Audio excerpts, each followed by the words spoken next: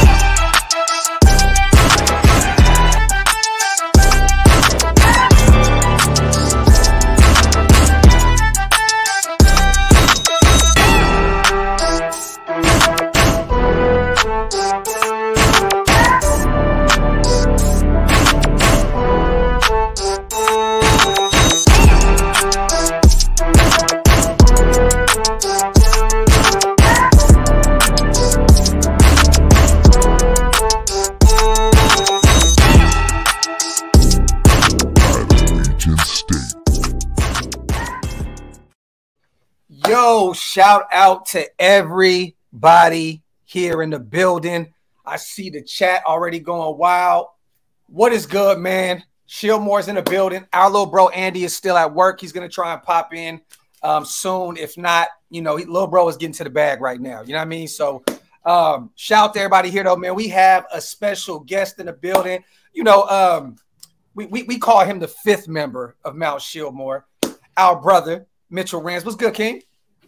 What's up, guys? Appreciate it. I actually thought you were about to say welcome in Hammer, because I haven't seen Hammer in a long time. So I was actually talking about this the other day on my Raiders Report show, because I told Jeremy, yo, I'm going to be going on Graphk's show. Also, hopefully it's cool that Chuck's going to be hanging out with us. But I said, I'm going to be hanging out with Graphk. And some guy sent in a super chat and was like, are you going on Dox's show? And I said, yeah. And he was like, I thought you said you're going on Graphk's. And then it's come to my attention, I don't even know Wasted's real name. I don't know Hammer's real name. I just know people by Wasted. I know Halo. I know Hammer. Yeah, it's just that's some hood shit. That's some hood shit. You know what I'm saying? So welcome to the we got to come up. We got to come up with a name for me then. Well, what's funny when I'm around Mitch, you call me Josh. Yeah. Well, I feel like that's normal. Yeah. But no, it is funny though, bro, because we all do know each other. But it's funny. I'll talk to Wasted on the phone, and once in a blue moon is what's up, Jay? You know what I mean, or whatever. But you know what I mean. Like, we don't really go into that mix. Yeah, into that bag. It's always Wasted, Graphk, Hammer. But I'm gonna tell y'all right now, that don't even matter. We all family at the end of the day. You know what I'm saying? And I know Wasted is about to be mad at me because I even said that right now. He's already looking like he wants to punch me in the smooth dick right now. I see it.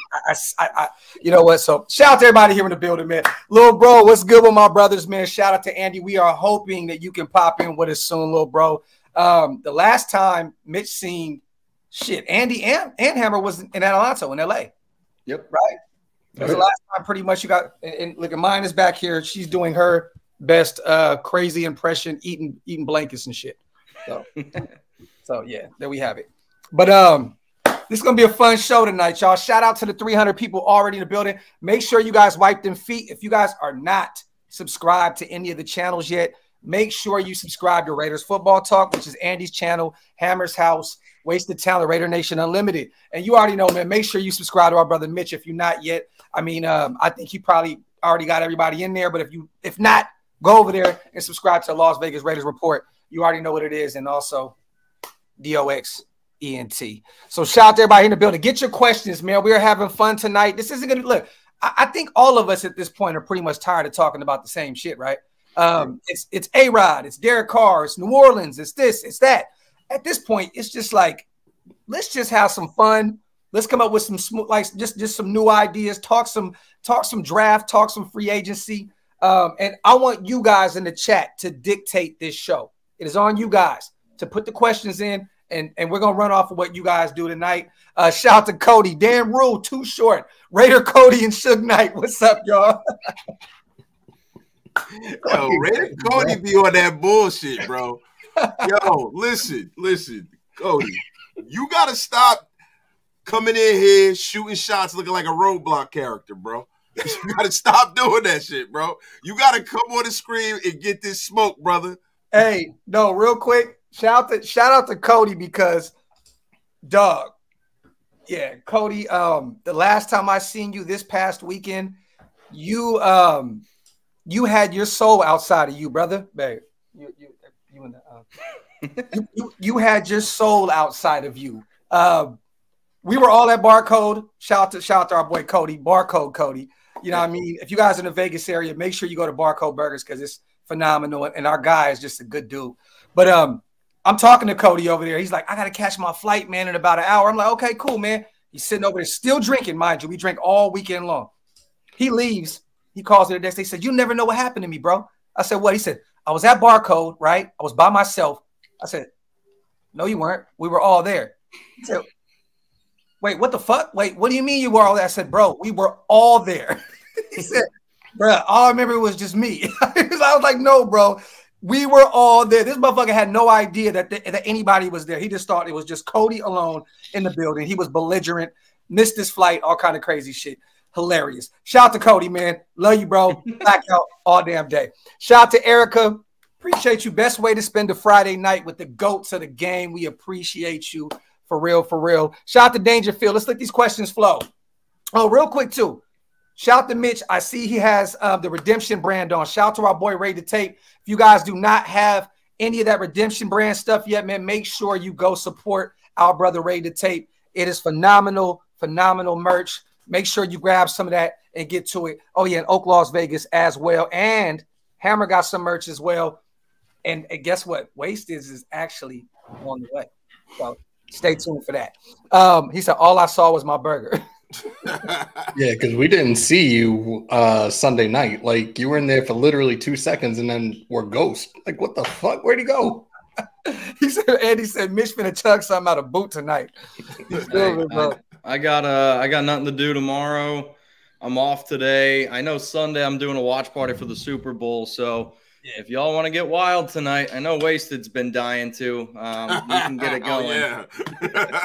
Oh, yes. I've been chomping at the bit to get wild tonight. Coffee and convo for me, my kind sir. Yeah. Shout out to Dangerfield. I'm going to let Mitch take this one. Do you think we're going to take a shot at Deron Payne in free agency? As much as I love Deron Payne, I mean, I think right now the top two players that would be on my big board if I was running this Raiders organization would be Javon Hargrave and Deron Payne, right? If you want to go the older route, it's Javon Hargrave. If you want to go Payne, he's 25 years old. I believe in the NFL, defensive tackles can play at a high level, basically up until like 32, 33 years old. But realistically, the Raiders, it's no secret, we have way too many holes on the defensive side of the football, where I think Hargrave and Payne both are probably going to run up a bill about 20 mil. Yeah. And I would love to have those guys. But if I'm going to sit up here and say, I want to trade for Rodgers, I want to franchise tag Jacobs, that's already a lot of money that you're allocating to the offensive side of the football, which then I don't know how much we're going to have left on the defense. So the guy that I always put in my videos as being the best bang for your buck, he's kind of like the third guy. It's Dalvin Tomlinson. I still think he's a really good defensive tackle. And if I can get a Dalvin Tomlinson, a re-sign a Deron Harmon, maybe go get somebody like a Kaiser White and fill in on a few gaps and with some deep cornerback play in the draft. Yeah, I like doing that with the defense instead of just spending a check on Payne or Hargrave. I mean, if they want to come play here, I would love to have it.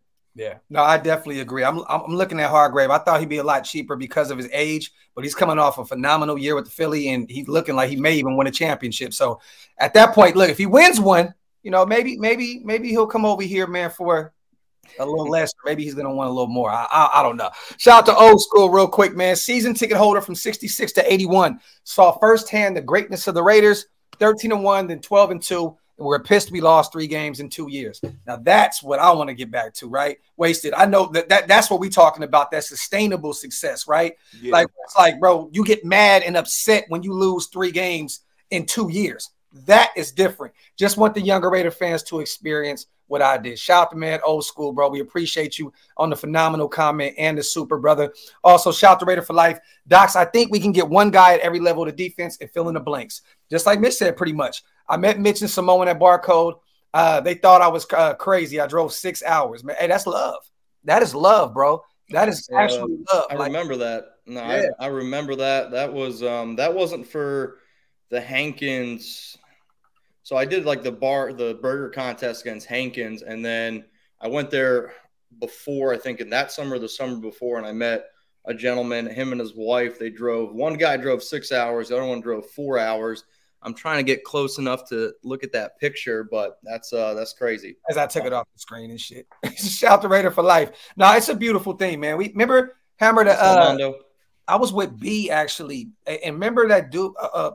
I forgot my guy's name, man. OG. He drove all the way up from Vallejo to give me 2 old school hats, those leather hats, a Raider hat, A's hat. I was like, man, that's 7 hours of driving, man. You know what I mean? Like the love is totally insane in the nation, man, and we definitely appreciate Hankins. One of you he said for Hankins, so man, that's all love.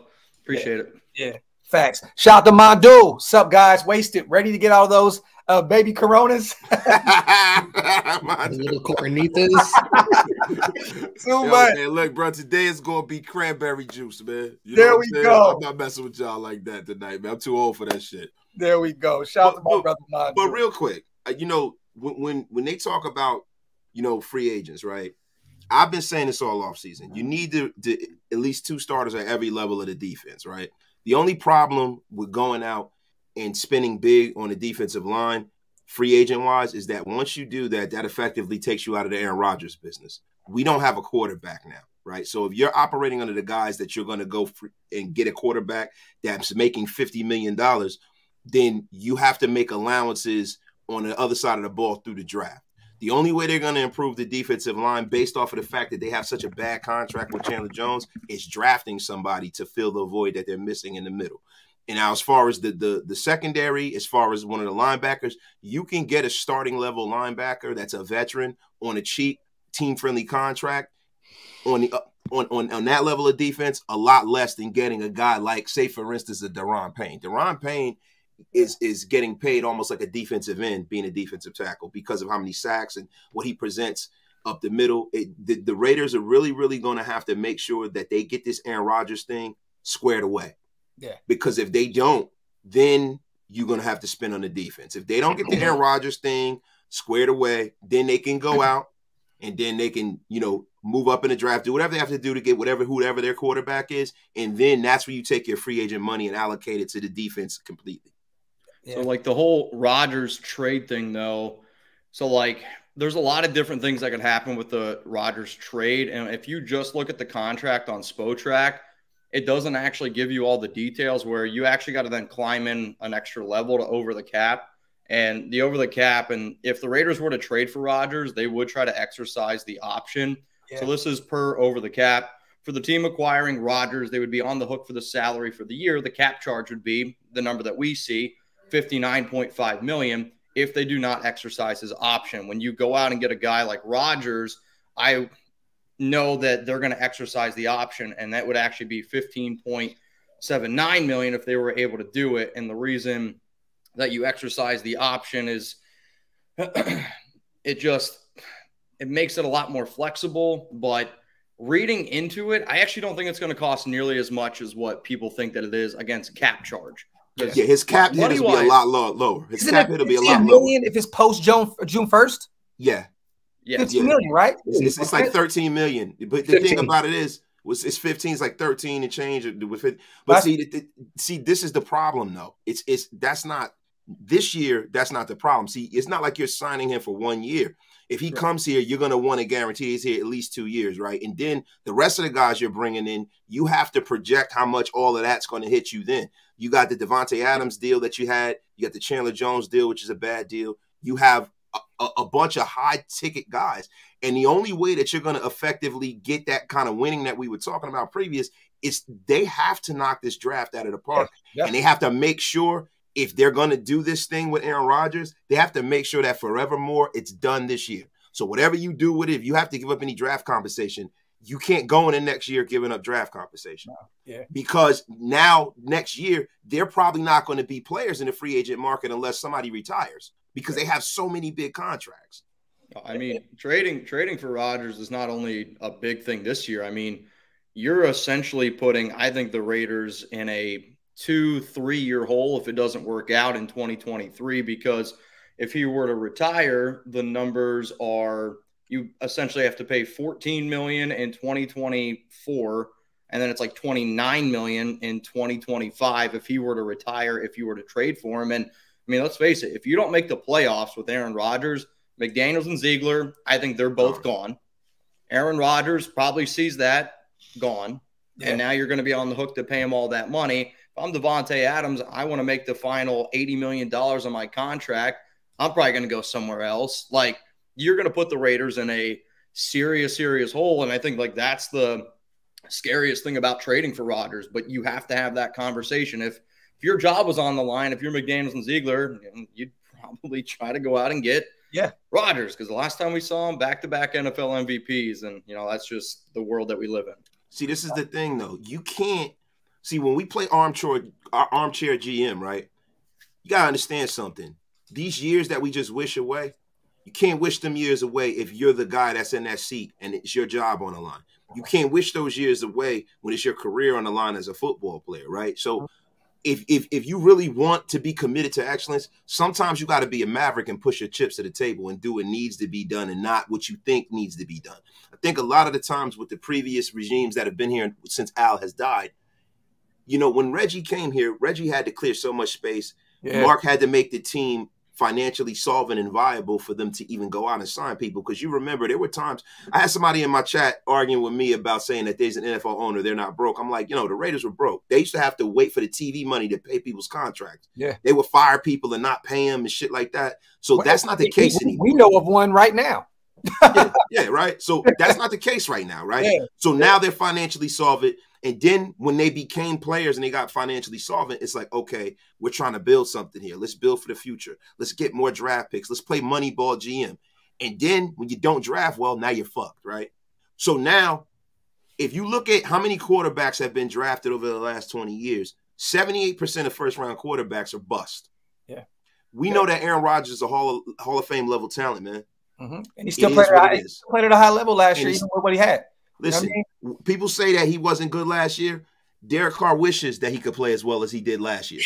And I don't want to bring him up. He wishes. That's you fact. Know what I'm saying? No, so, like, this is a team that if you had a better quarterback last year, probably would have lost 3 games. It's time to stop fucking around and go out there and locate the quarterback. Because once you locate the quarterback, the rest of the team falls right into place. Everything else is better. Shit wasted. Real quick, let me holler at my boy Jersey, man. If we sign a free agent DT like Tomlinson, do we draft a DT still high? I'm going to say this. Jalen Carter to me is the only guy, and he's going to be gone by the time we draft. Look, at this point, if you go get a Dalvin Tomlinson, you still have Bilal Nichols on a one more year on this deal, right? And you still drafted 2 DTs last year with Matthew Butler and Neil Farrell Jr. There's no reason to. Maybe if you find one there in the middle rounds, you think you can work with. If Tully at a USC is still there in the second round, maybe you pull the trigger. But if you go get Tomlinson, I definitely believe that helps this defensive line drastically, and you can still kind of play with what you already have there. You know what I mean? And potentially even bring back Artillery on an inexpensive deal. You know what I mean? I know the nation hates him because of the boneheaded penalty. I get it. But not that he wasn't very good at the end of the year. If you're going to bring back a DT, you're going to bring back Billings. Like, Billings is the guy you bring back. Yeah. Well, Billings is going to be back regardless. I'm assuming the world are going to bring him back regardless. I mean, last year was. I heard you say Tillery, like the first game or two, I was like, this guy is incredible. And then he just, I don't know, he just didn't show up. He was terrible against the rush. He was terrible rushing the passer. But that defensive line is totally different with this first 2 games. And that's like, bro, that defense looked phenomenal. That defensive line looked totally different, bro. But see, that would be the folly of the old Raiders. You don't sign a guy and keep him on your roster because he had 2 good games. And everything that you've shown is that this guy has been a bust with a capital B. That's why the Chargers got rid of him. We don't need any Charger garbage in our fucking defensive line. Like, he needs to go. And to be honest with you, because of the dollar cost average of drafting a defensive tackle, that is a position in the mid rounds that you need to circle and key on. And you need to make a decision on whether Neil Farrell and Matthew Butler, you know, to me, those guys are on the clock. They got drafted last year. They didn't play a whole lot. It's time to get rid of one of them and draft somebody who's better. Like, you know, even though we haven't seen much from them, that goes to show me everything I need to know with Patrick Graham being here and him not playing them last year and us having the issues that we had in the middle. That means that they don't fit, because I don't want to hear this shit about, oh, well, Matthew Butler's not quite what he doesn't fit the scheme. You drafted him. Yeah. So if he's no good, get him out of here. and get somebody who fits. Because I don't want to hear that shit this year. If look, I've never been on, like, I know Mitch is on the fire McDaniel and all that shit. I was never on that because I don't want to see the Raiders be a dumpster fire, bro. If you fire Josh McDaniels in the first year, that's some Al Davis at the end of his life shit. That's not what I wanted. But I'm gonna tell you something right now. If this team is as bad as it was last year, I want them fucking gone. Yeah. Gone. Somebody I don't want to hear it. Somebody took a messy shit and wasted cereal this morning, and I love it. Shout out to wasted talent, man. Shout out to Madu. I hope that dark meditation that Rodgers is, I hope he's smoking that in the dark room right now, is telling him to come to the Raiders. Laugh out loud. Look, the thing is this. We got to figure out what Green Bay wants at the end of the day. You know what I mean? Like, that's really what it's about. And I'm hearing the same things that Mitch is hearing. I think we're all kind of hearing that it's not probably going to cost us as much as we thought it was, right?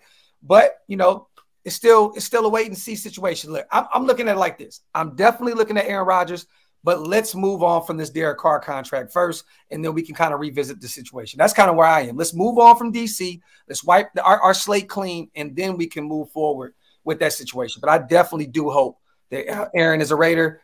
Darren Waller's out there screaming for him now. Josh is saying he would love to have Aaron. I mean, Devontae is already shopping and shit with him. I mean, everything's already, it looks like it, but it did also look like that for Brady. So I'm gonna pump the brakes a little bit, and let's just get rid of DC, and then we can look at A-Rod. Shout out to Xavier, man. I'm gonna say this. I follow my boy Sincere on IG, Twitter, and all that good stuff. He does look like he looks in really good shape. I don't know if that's football shape yet. He is coming off of a pretty bad injury. He was on the IR before the season started. So I'm hoping that he's ready to go, which I think he will be.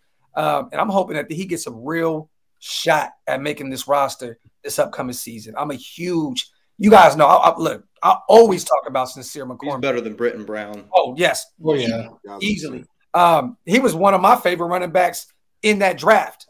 I don't even know how he went undrafted. Maybe because it was a small school. I don't know, but that's my guy. But X, he looks good right now. That's all I'm gonna say. But football shape and real, and you know, it's a different thing. It's a different thing. Yep. Running backs. Go ahead, brother. Go ahead. What the thing with running backs are, most running backs, that's one of the positions in the National Football League that translates very, very well, right? But the problem is this: can you pick up the blitz in pass protection? That's what the determination is for a young running back. Now, if you can pick that blitz up, then you can be on the football field, because there's a whole lot of guys in this league that you can pull off the bench and hand them the football, and they're going to make magic because they're the best athletes on the roster most of the time. Right. The thing is, can you pick that blitz up? I'll say this: at a collegiate level, he did everything. Like he even had a good amount of passing yards at the collegiate. You know what I mean? Receiving yards. I mean, at the collegiate level. So, but you know that doesn't always translate into the NFL. All I'm gonna say is, me personally, I believe in Sincere McCormick. I just hope he gets a true shot in an upcoming training camp. Shout out to Gio, man. Y'all gonna be doing this show from Radio Row next year. Calling it now. Shout out to my dog Gio, man. Appreciate you on that, King. Shout out to you for the kind words and the donation. He seen my tweet, man. I said, look, I want me and my team to be doing this in the next year or two, because I'm seeing a lot of and Mitch and Hammer. I know y'all both agree, bro. A lot of these guys that got media access to out there, we have bigger followings than them. And our shows are way more entertaining than them. So I'm like, how are you guys, you know, but you just gotta know people. Like, I mean, Chat Sports is out there for Super Bowl. We got a few interviews with Howie and Charles, but it's just like anything. You gotta know people. And that's I didn't get to go. Like I run the #1 show at my own company at Chat Sports. I didn't get to go. It's just we took the Chiefs guy, we took the Eagles guy, and they got to go. Yeah, you know the thing about that is you know that you're talking media. You talking media, right? I don't consider myself someone that's a part of the media, right? I consider myself a fan, and I consider myself a guy who wants to bring a certain level of expertise about this game to other fans, right? I'm not above anybody. Those guys that have access, they deserve it because they put the work in their respective field, right? But to be honest with you, I think the game is changing, and I think that we have something to say too. Yeah, God bless everybody who's doing their thing, man. Like real, I'm not a hater. I would rather be a YouTuber than be a beat reporter, and I don't know, and I honestly believe that I've been doing this now every day for 4 years. I talked to a lot of people, and I think we have a lot more sources than people actually think. Facts. I mean, you actually go through the last 4 years. If somebody can point out when a beat reporter for the Raiders actually broke a story, I mean, if you can send me something right now, I'll send you $100. I'm not even kidding you, because it's not out there. And I'm not saying that's always on them. Right now, they got a regime that doesn't tell them a lot of stuff. But, you know, even before then, I can't tell you the last time one of our beat reporters broke something. And if that's their job, I'd much rather be able to do a beer bong on a Thursday night and just that's my job. Yeah, no, and that's a fact, Mitch. You know, the thing is, man, I think that the world is changing, right? The world is changing. People used to think that they had to go through these gatekeepers for certain things, right? Like even when you buy a house, you buy a car, they have so many different ways for you not to go through the bullshit when you buy a car. Well, you don't have to sit in front of a guy and haggle with him over the price, right? You could just go online. If your credit's a certain way, you get what you want. You can have them deliver that car to your house without you even talking to anybody, right? So I think that there's just been a shift, and I think we're at the precipice of the shift of how you report on sports, and that's a very exciting thing for me. And I have to say this: the Raider Nation is the greatest fan base in the world, and most of us are loyal to each other, right? We call each other family, right? Why not get the information from an actual Raider fan? You know what I mean? Like a lot of these guys are known to be other fans. Like, Vinny, I believe he's a Rams fan, right? He's from the LA area. I believe, there's other guys that, Niner fans that cover the Raiders. People want real shit from real people that love this team like they do. And I think that's another reason why, a lot of our, channels thrive the way they thrive. Shout out to James, man. So if we don't get Rodgers and draft the QB at 7, no, I don't think they get another year, period. It doesn't matter. Playoffs or bust. Like, I mean, I'll ask this question because this is, a thing that I've been going with. There's not going to be a quarterback that I trust at 7. Like, to me, would you rather give up the draft capital to go up and get Rodgers, or would you rather give up the draft capital to go up and get CJ Stroud? And a lot of the times those people when it comes to drafts, like draft night, going up and trading on draft night costs a lot more than just trading outside of the draft. So I think like if you really wanted to sit here and say, hey, I want CJ Stroud, you got to hop Indianapolis. You got to go up to number 3 and you need to make a deal go down. And I mean, if I'm Indy, I trade up to number 1. I take one of the quarterbacks. And then if you're Houston, well, now you have even more bargaining rights. So like I get people always want to be like, hey, if a quarterback's there at 7, Will Levis has all the upside in the world, not ready to play right away. Anthony Richardson has all the upside in the world. He's not even close to being ready. So to me, like if you want Stroud, that's fine. I think you're actually going to have to give up more to get CJ Stroud than what it's going to cost you to get Aaron Rodgers. And like if I'm a team, I got to bet on 1 year, I'm going to go with Aaron Rodgers. You're going to go with the short thing because even if you get Stroud, we've seen this before. Even say Stroud comes, I mean, Stroud's not going to – if we get him and we bring back Stidham and say Stroud beats him in training camp, beats him out. Do you guys remember when RG3 came in? He had a phenomenal year, and then he just shit the bed his sophomore year and never returned. That was the knee, though. That was the knee. And that was Mike Shanahan letting him go out there and not protecting him. Yeah, they tried to switch his game up a little bit too. Like, you know what I mean? But I'll say, though, it's a wild card. And with the regime, just like Mitch said, that is very reliant on this year. This is it. Josh McDaniels will never have a head coaching job ever again in life. If he should have never gotten this one. Look, he will. Who would you have rather had? Who would you rather have had as a head coach, Mitch?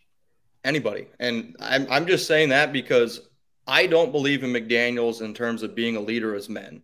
You go back, you look at what he did at Denver. You look at a lot of what the players said about him in Denver, right?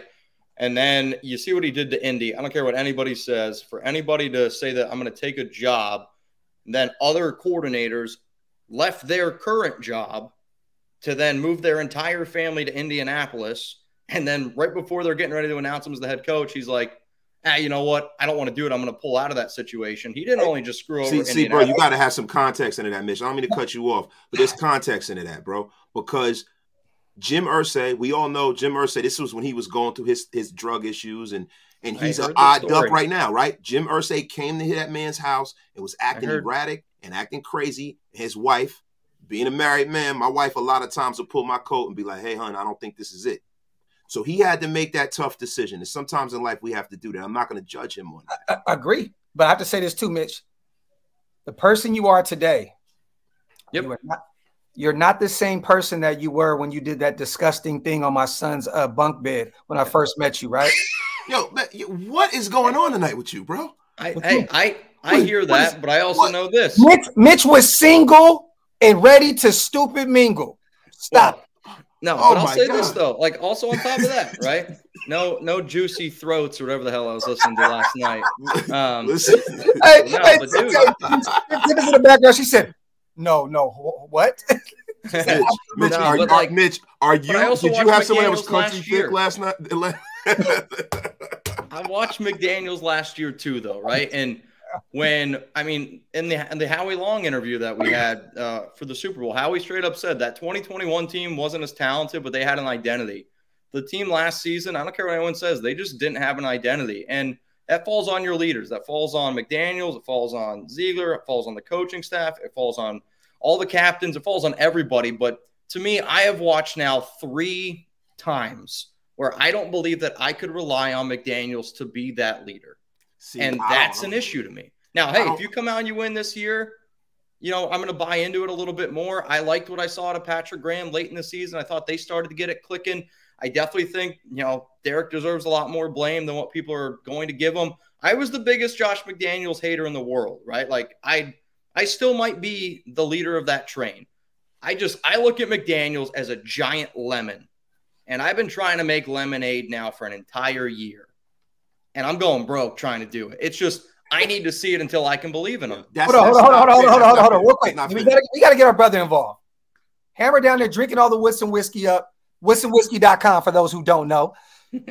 What is your take on this whole situation with the Josh? Because I understand both takes. I agree more with Wasted, because me and him have been on the you cannot let go of Josh McDaniels train in year 1, regardless of anything. Mitch was screaming, fuck him from like immediately after he started losing back-to-back games. Hammer, how do you feel about that? I was kind of in the same boat as Mitch in regards to the hiring of McDaniels. I was like very on edge, and I'm like, then I watched the presser and I'm like, okay, everybody makes mistakes. You fucking live, you learn, whatever.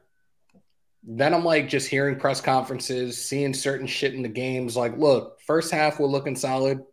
Offense is clicking. Then all of a sudden you're steering away from what was working.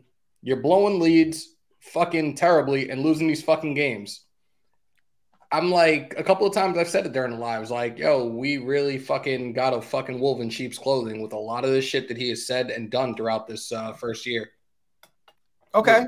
This is my problem with all of this. When you talk about an identity, right? How the fuck do you establish an identity from a guy who was there for like 4 or 5 years? That was Gruden's team, bro. That's why they had an identity. They had Gruden's identity. All the players that were brought in were Gruden's guys, and that's why they had an identity, right? So then you're coming in and you're doing a culture shift of mammoth proportions, because the Patriot way sticks out beyond any other team in the National Football League. It sticks out the way they do things, the way they came in.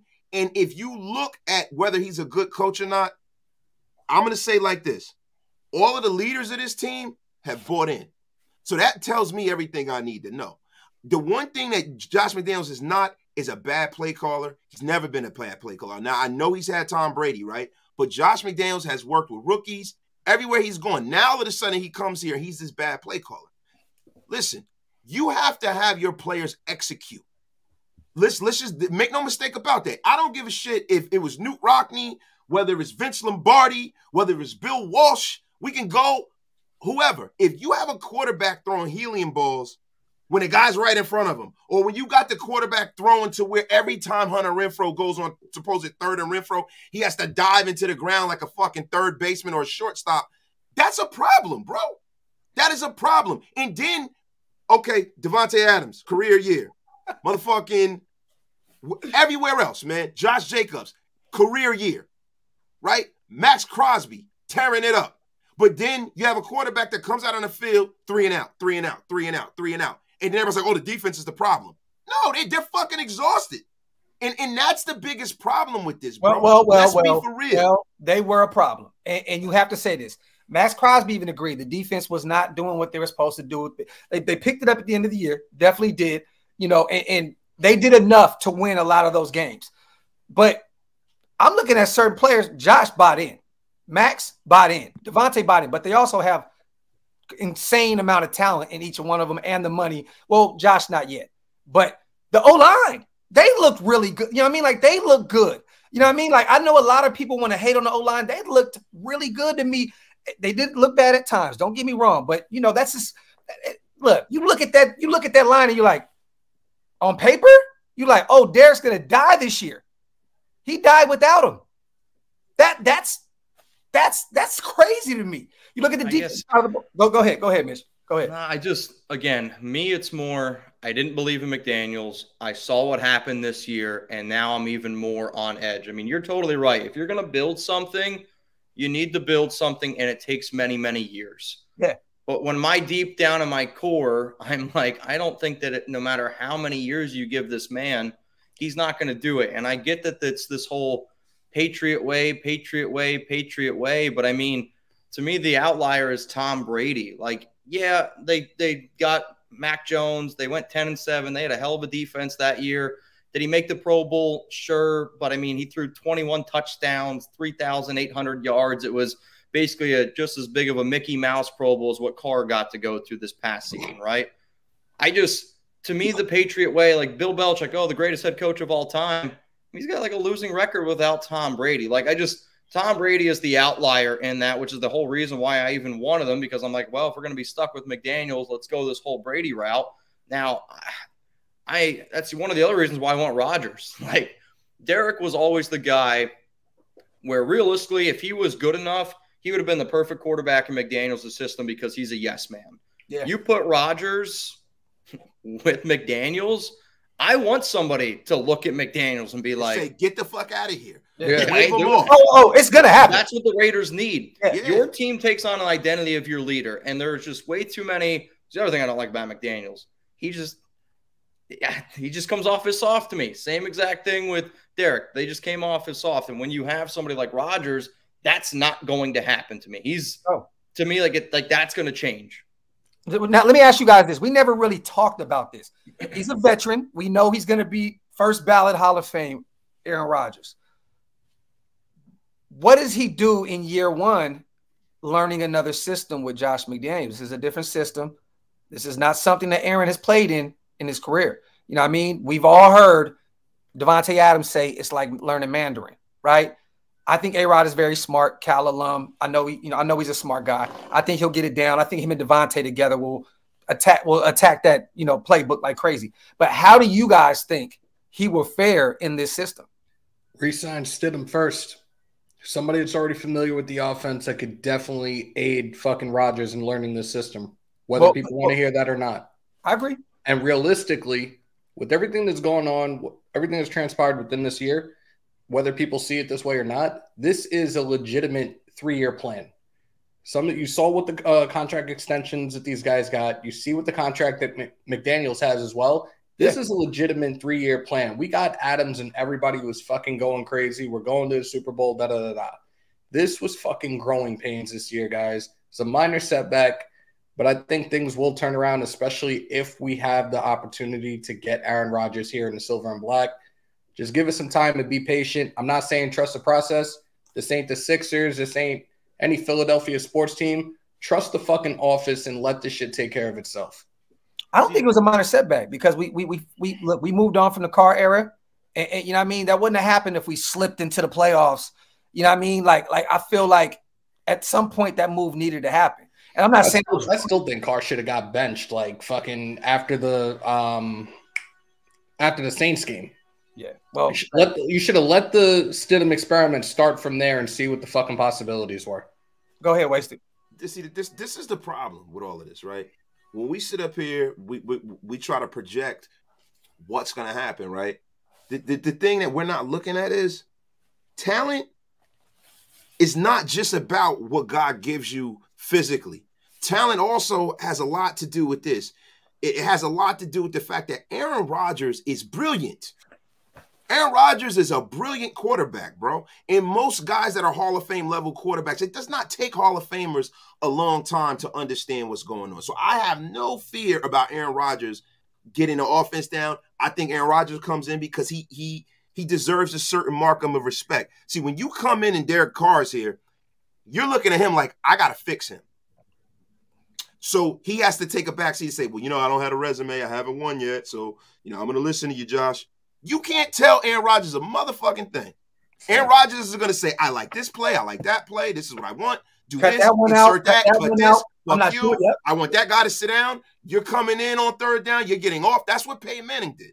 Quarterbacks like Aaron Rodgers, bro, are a rare breed. He is probably one of the 12 best players to ever play that position. So this is a different situation. You have to take the road less traveled. If you're going to do it, there's still some meat left on it, or like they say, like the tire. There's some more tread left on the tire, because I don't want to get a pause-worthy moment right now. But the thing is that you had the worst one earlier on today that I won't mention, but go ahead. Yeah, but listen, that never happened. I know what you're talking about. So, so this is what we got to look at. Like, everybody just focus on the fact that if you get this guy, everything changes around him. But if you don't, and you got to move up and get a quarterback, now what you got to say is, man, Josh McDaniels, if you don't develop this kid in a real way, you got to go, because we don't want you ruining him. You know what I'm saying? You have to go now. If you go get C.J. Stroud and you can't at least be competitive, you got to get the fuck out of here. But let me ask you guys this, though, right? And Josh would want to do it, right? You have to remove your ego out of this situation. But he had to fight with Brady all those years. He had to take Brady because it was Brady. But also, Bill Belichick was in charge. Now Josh is the guy that's the head of the, he's the head of the table, man. He's the tribal chief at this point.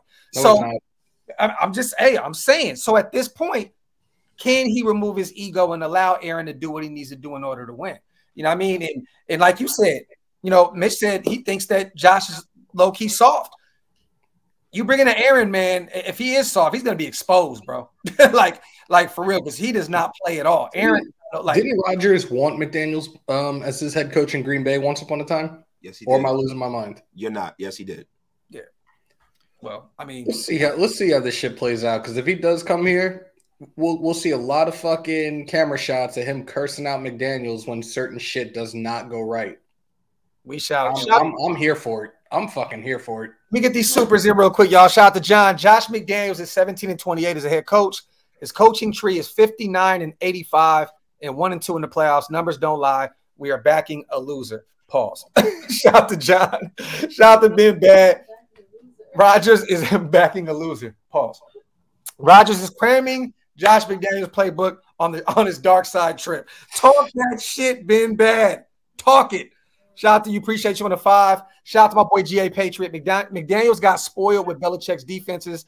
Rodgers has the backbone and attitude to check McDaniels. There you have it. Shout out to Patriot, man. Appreciate you, King. Shout out to everybody here in the building also, man. Make sure you guys wipe them feet, meaning hit them thumbs up. If you guys are not subscribed to all 4 channels, make sure you subscribe to all 4 channels. Whether you're watching on Waste's channel right now, Hammer's house, mine, it does not matter. Hit the subscribe button all over the place. Let me see, man. Hold on real quick. All right, there we go. So, okay, outside of quarterback then, right? Free agency is coming up. We can't really talk too much about the draft because we don't know what the needs are going to be. We can't really talk about it until after free agency, right? We're going to fill a few voids in the free agency period. What are you doing right now, Mitch? Are you going to fill – I know you were saying earlier, a few guys on the defensive side of the ball. Are you attacking the O-line in free agency, or are you going to rely heavily on some young guys in the draft? I mean, to me, I know Colt Miller, he'll be back. Dylan Parham, he's going to be back. I would re-sign Jermaine Illuminor in every way humanly possible. I think he had an outstanding season considering what he's been through, and he's a Carmen Brasillo guy, so I do think that he'd be able to help out a Clean up the penalties. Clean up the penalties. That's it. Clean up the penalties, man. That's it. Yeah, I mean, but again, to me, I look at Illuminor playing right tackle, a position that we didn't even know if he was going to play, right? Because they tried to tell us Brandon Parker, Alex Leatherwood, screaming from the top of the building, you don't want to play those guys. And then he's dealing with Alex's bar's ass the entire season. Like, guess what? Like, he's probably trying to get an extra step or two, which I don't blame him for doing that. Yeah. I think if I'm the Raiders, I look at Peter Skoronski. I think to me he is just hands down the best offensive lineman in this year's class. I do think he's talented enough to play offensive tackle, though probably going to be a guard in the NFL. It's just the way that it is. Yeah, he's T-Rex a little bit. But he's just super athletic. Like, he's really good. He's a good processor. And if you were able to tell me, like, okay, we have Colt Miller, then you have Peter Skoronski. Andre James is the interesting one because you can cut Andre James and save over $5 million. What's up, Patrick B? And then, you know, you can put somebody maybe on the right guard. Maybe that's Parham. Maybe that's Jermaine Illuminor. There's your offensive line. The thing that I've been saying on my channel a lot, which is going to be interesting, is, you know, I think Rodgers is going to come to the Raiders. We can talk about all we want. Vegas, the fact that he's minus 350 to come to the Raiders and it's like plus 250 to the Packers, and that they know something, right? Yeah. So I hear that. I think his best friend, Aaron Rodgers' best friend, wide receiver Randall Cobb, slot receiver. One name that continues to get brought up in trade rumors is Hunter Renfrow. Like, I think if the Raiders trade for Rodgers, Renfro's gone. And I like Renfrow. I do. But to me, Rodgers is going to want Cobb. You bring in Randall Cobb. He's your new slot receiver. You get an extra draft pick for Hunter Renfrow. Like, to me, that's what I think happens to the offense. Okay. Yeah, but see, the problem is, if this team's ever going to turn a corner, if you're drafting at 7, right, and you take Skoronski, that means that you've epically failed as a front office, because the defensive side of the football field is so woefully underpaid and invested in that shit right there is a huge problem. You are not going to beat the Kansas City Chiefs by not playing defense. You can't just go and think you can outscore them. You got to punch them in their mouth. And the only way you win or go to Super Bowl is actually a lot of times is winning your division. And when you got an all-time great quarterback in your division, most of the time you never win the division, bro. Did the 49ers all of those years in the NFC West? I talked about this with Graphk the other day. Yep. All them years, the 49ers beat the Rams and all them teams. They just call the Rams the same old sorry-ass Rams until the Rams got an all-time great quarterback in Kurt Warner. They beat their ass through the Montana era into the Young era, and it was ridiculous. The AFC East, all of those years, the Jets could never overcome Tom Brady. Facts. And before that, they could never overcome Jim Kelly. They could never overcome Dan Marino, right? And then in the AFC South, Peyton Manning would rule that division. So with Patrick Mahomes here, we have a unique situation, man. We have to build a defense that is going to bust Kermit the Frog in his fucking mouth and slam him on the back like the jabroni he is, man. And they got to make sure that if they do anything, the first 4 fucking picks are defensive players. Free agent, defense. The only guy on the offense I'm adding is Aaron Rodgers, because this line was good enough to be, I think, top 11? Something like that, yeah. Top 11. So they'll be even better with Aaron Rodgers. Yeah. Yep. He got enough weapons. Get rid of Renfrow, bring in Corn on the cob, and let's get the fucking cracking with this shit, bro. We talked about how we forgot also about a few other guys that we got. We got Heron, we got Muti, a few other guys that we can put in there at right guard, at right, whatever. We can move in shape. We have some rotational guys on that O-line. I think we're cool. I do like him though. I do like him a lot. But me personally, this is what I said the other day, Wasted. What did I say? Well, I forgot what show we were on. I said, if we go get a veteran like A-Rod, I can see us taking an offensive lineman early to protect him. He's 39 years old. You want to protect your quarterback. Yeah. But I agree with you, man. This is the most critical draft that we have had in forever, at least in the Vegas era. This is easily the most critical draft that we have to hit on. Me personally, I'm just double dipping. I keep saying that. I'm saying this over and over and over. I'm double dipping that corner. Like, I'm just double dipping, bro. I think this is a great corner class. There's only so many defensive tackles in this draft that I would take. After Jalen Carter, it's like, and then what? You know what I mean? There is some guys that are good, but this is a corner class to me, bro. To me, I look at the free agents. I think that you can spend, in my mind, I take Skoronski at 7 because to me, he's going to be the best player available at number 7. Perfect world. I'm trading back. I'm trying to get more picks. Yeah. What about Paris Johnson?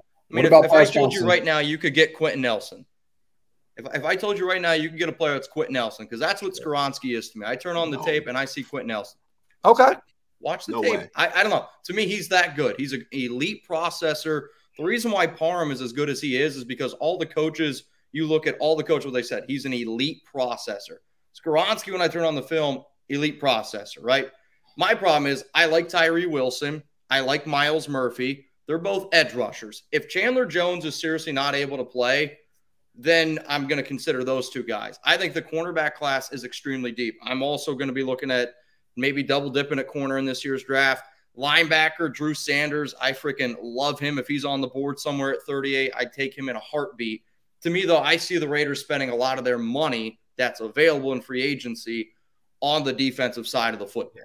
I agree, but I wouldn't be mad if we got a Christian Gonzalez and then got an Emmanuel Forbes in the second round.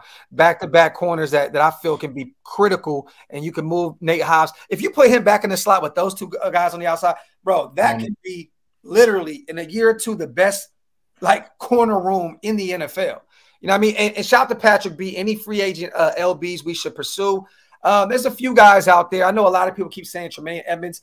I know that was a question that was asked to you, Mitch. Remember somebody said, I think it was Lewis that said Dox was talking about he'd be overpaid. I think he's going to be overpaid. I think someone's going to pay him an astronomical amount of money, like $15 million plus to come in, and he'll ball, but I'm not spending that kind of money on a linebacker. Yeah, he's the new Corey Littleton.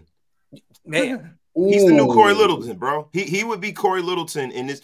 For him, you got to realize the stuff that Corey looked good with St. Louis. I mean, with St. Louis. He looked good with the Rams, and he looked good. But we got to look at when you're a linebacker, right? And you have Aaron Donald playing in front of you. Yeah. You have that bodyguard where you don't get touched. Now you could just be athletic and run around and tackle people, right? What the biggest weakness we have is in the interior.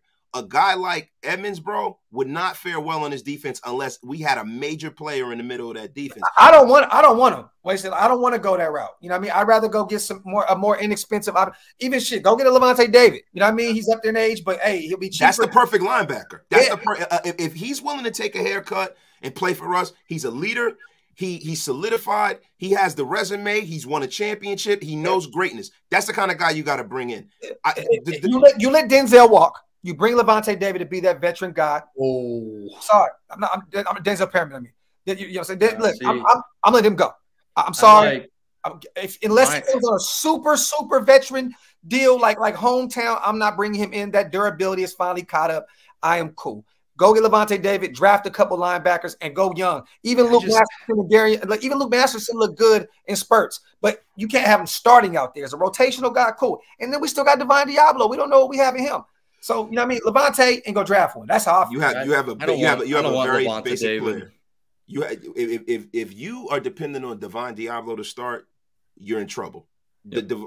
Divine Diablo is a project man that should be sitting behind somebody who's a real starter in the National Football League, right? He's the guy to me that I'm going to red circle and sit his ass down, right? But when you talk about linebacker, right? This is a guy who had to put on weight to play the position. He hasn't played the position very well in college because he was in a defensive backfield. And then he's a converted safety who he can't catch. You know what I mean? He doesn't cover very well. So what does he do? He just comes downfield and uses athleticism. He needs a vet to show him how to play the game because he has all the prerequisite talent. I thought Diablo should have remained at the safety position. I don't even think that they should have converted him to linebacker. I mean, what is he, 6'4"? 6'3", 6'4". Yeah, you know what I mean? He's lighting ass. He needs to go get on that GH plan. Hey, straight up. I look at linebackers the way I look at running backs. I think linebackers in the NFL are the position that's easily replaceable. To me, the best two bang for your buck linebackers in the free agent class. The guy that I would target is Kaiser White. I like him a lot. I think he's a really good linebacker out of Philadelphia. Got good coverage ability. Not going to cost a lot. To me, the linebacker, if you want to spend more money on, is Jermaine Pratt. He's the linebacker from Cincinnati. Yep. I know some people got mad at him because he flipped out on the young Joseph Asai kid from Cincinnati. But to me, those are your top two linebackers in the free agent class that I would go out and target. And neither one, Pratt might cost you $8 million a year, but I'd rather pay Pratt $8 million instead of Perriman $5 million.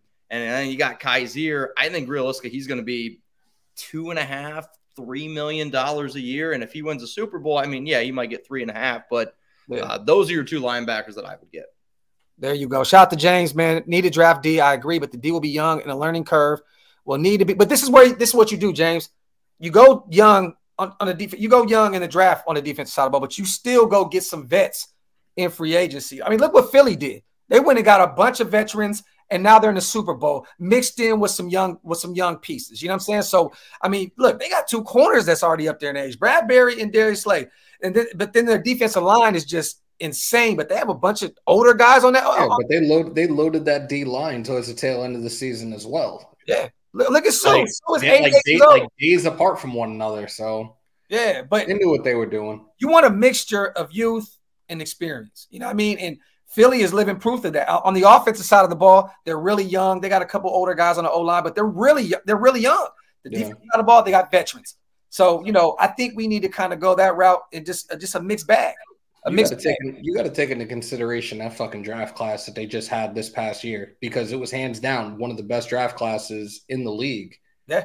So they definitely, their fucking front office and their coaching staff made some really, really smart decisions in regards to all the moves they made, even bringing in Bradbury, who most likely Bradbury apparently has already said that he'd be willing to go back to the fucking Giants. Yeah. I was like, oh. See, you got to look at it like this, right? When Bradbury went to the Eagles, what's the main thing that I was saying, Hammer, when it happened?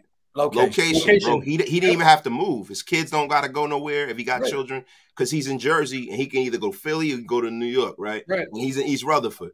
The thing about the Eagles that is what people are missing is that Howie Roseman is one of the best GMs in the history of football.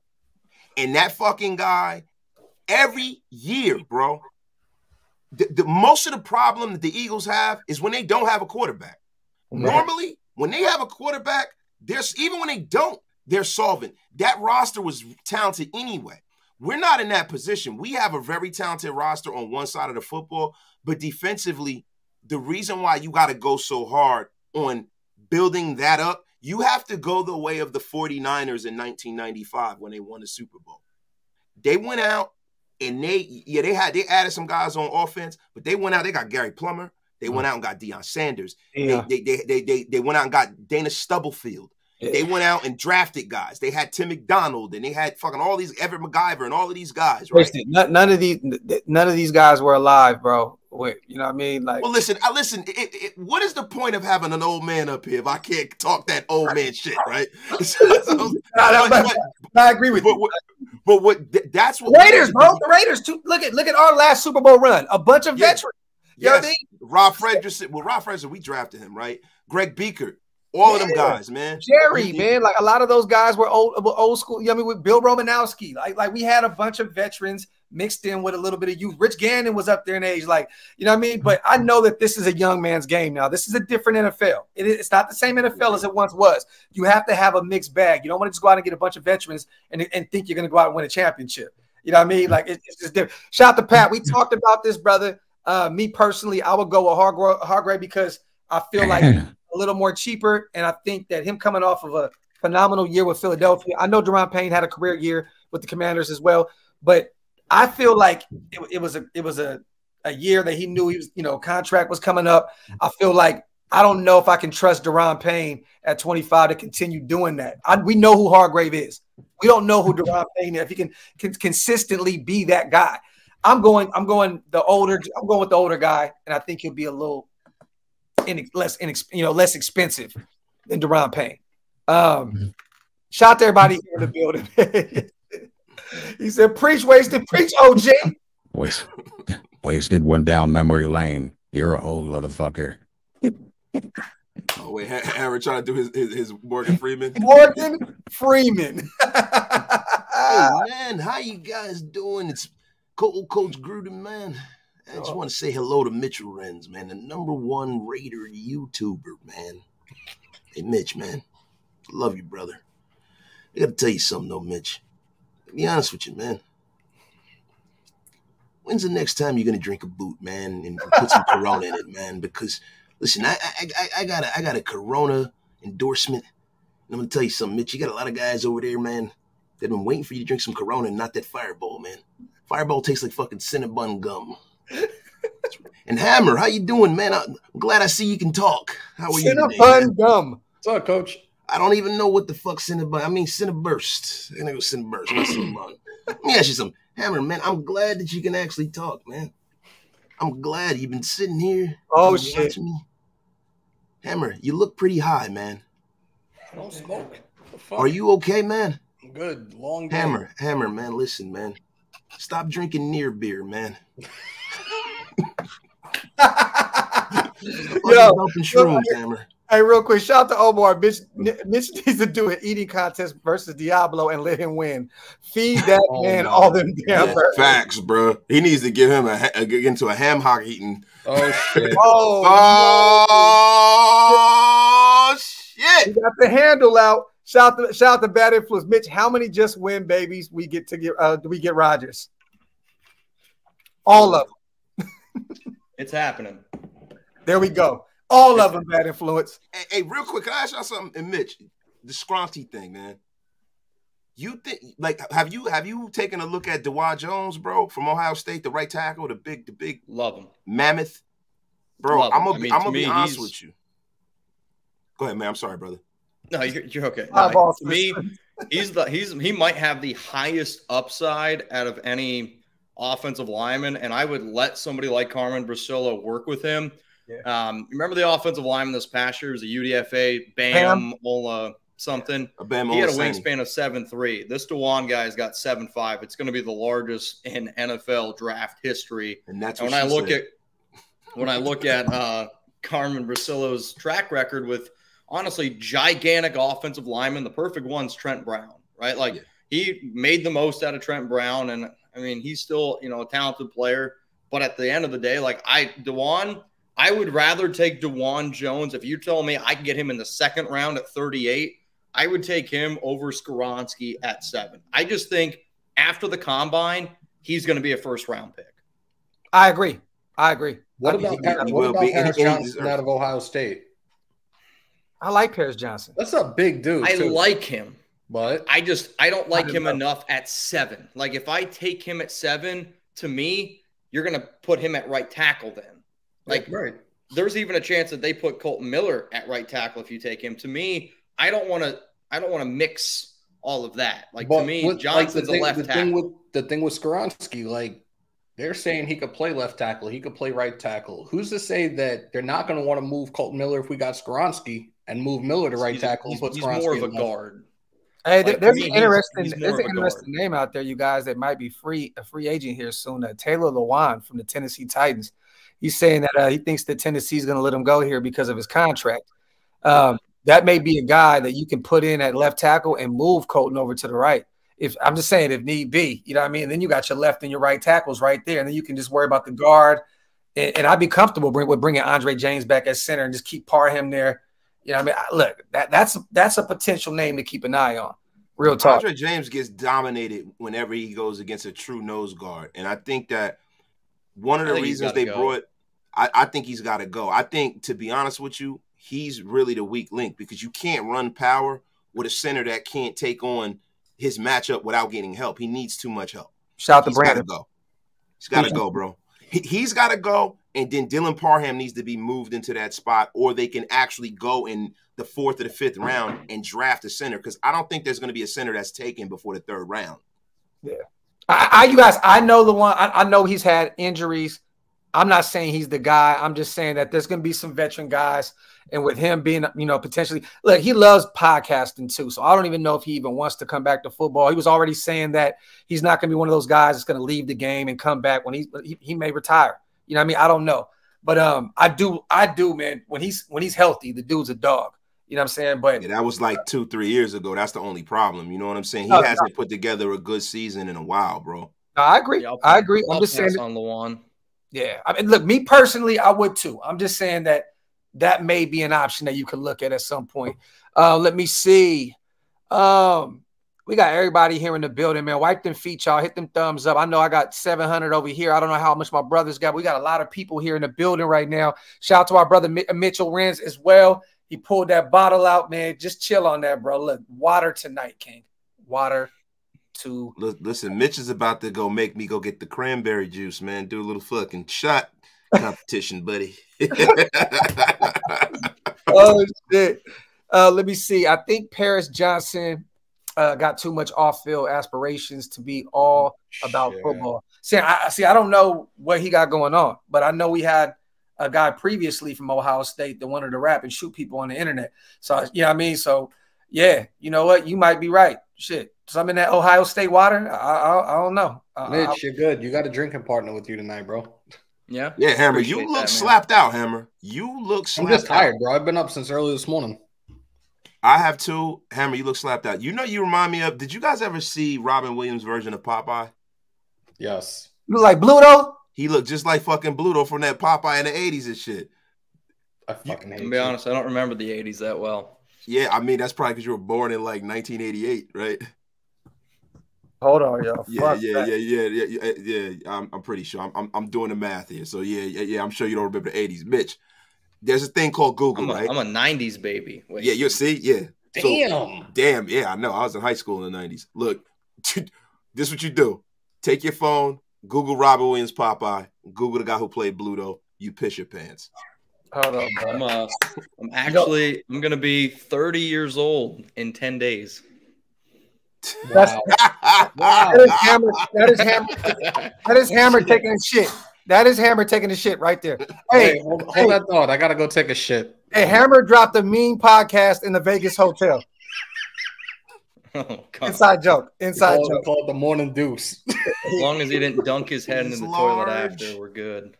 Bro, I was asleep in the bed.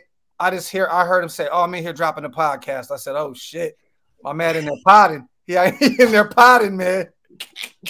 Shout out to Patrick. Not too many people are talking about the O-lineman from Notre Dame, big and athletic. I'm gonna tell you this, man. I'm a Notre Dame guy. Waste is a Notre Dame guy too. Usually, you know, some of these linemen that come out of Notre Dame or something, I'm not sold on any of them. I'm not.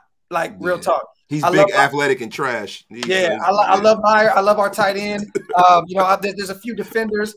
You know, our safety, but not too much talent over there from Notre Dame that I'm looking at in the draft, to be honest. Shout out to Pat, though, man. Appreciate you, bro. Shout out to LV. Where's he at? Said graduated high school in 1980, young bitches. Yeah. Hold on, Mitch. Okay, did you just say you're about to be 30? I'm gonna be 30. When is this again? My birthday? Yeah. February 20th. Damn, bro. Halo, you're that old? God damn, bro. Yo. Hammer, you know what? It's better to be that old and not look that old, but to be as young as you to look as old as you. I'm 37 and feel like I'm 55. I don't give a fuck. Hey, Hammer. Bluto, relax, man. Oh, fucking retarded. He said, Bluto, relax, man. Hey, this is the wasted show tonight. I'm telling you that right now, bro. No. Listen, we have the great Mitchell Renz in the place to be, man. And Mitch, you know what's crazy, bro? I never thought that a guy that was 30 years old, man.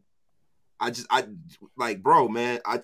never thought you were a guy who was 30 years old. I thought you were a little older than that, bro. You know what I'm saying? And now usually I get people think that I'm a lot younger. So yeah, no, bro. It's not the like disrespect, Mitch. It's not the look. You know what I'm saying? I'm just saying, bro. I've never seen a guy that's 30 years old that drink as much Fireball as you. That's normally reserved. That's normally reserved for an old drunk motherfucker that drinks Granddad up under. but not even that, bro. We're living in an era where somebody that's in their 20s don't work as hard as you. You know what I'm saying? Like, we don't know when he got, like, you grind so much that it seems like you're our age.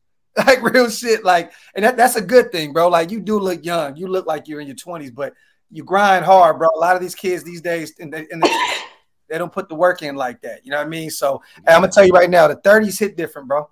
Like the drinking all that finally about to catch up to you now, bro. Believe me, shit about to hit. I'll tell you this right now, man. There are some mornings, like even, I mean, shit. You used to know the way I used to look. I used to be in incredible shape. Like I, do all this crazy shit, and I still work out, and do all that. Yeah, I don't do that much anymore. So let's run stand Mount Raider more rules. All right, let's do it.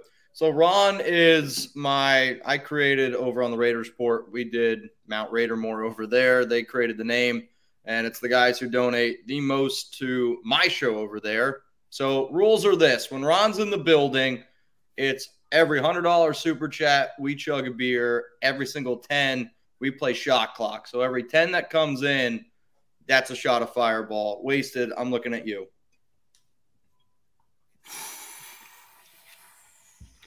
Now, I'm going to be real with y'all. I don't have any alcohol in my house. Look, you know what, Mitch? You know what, Mitch?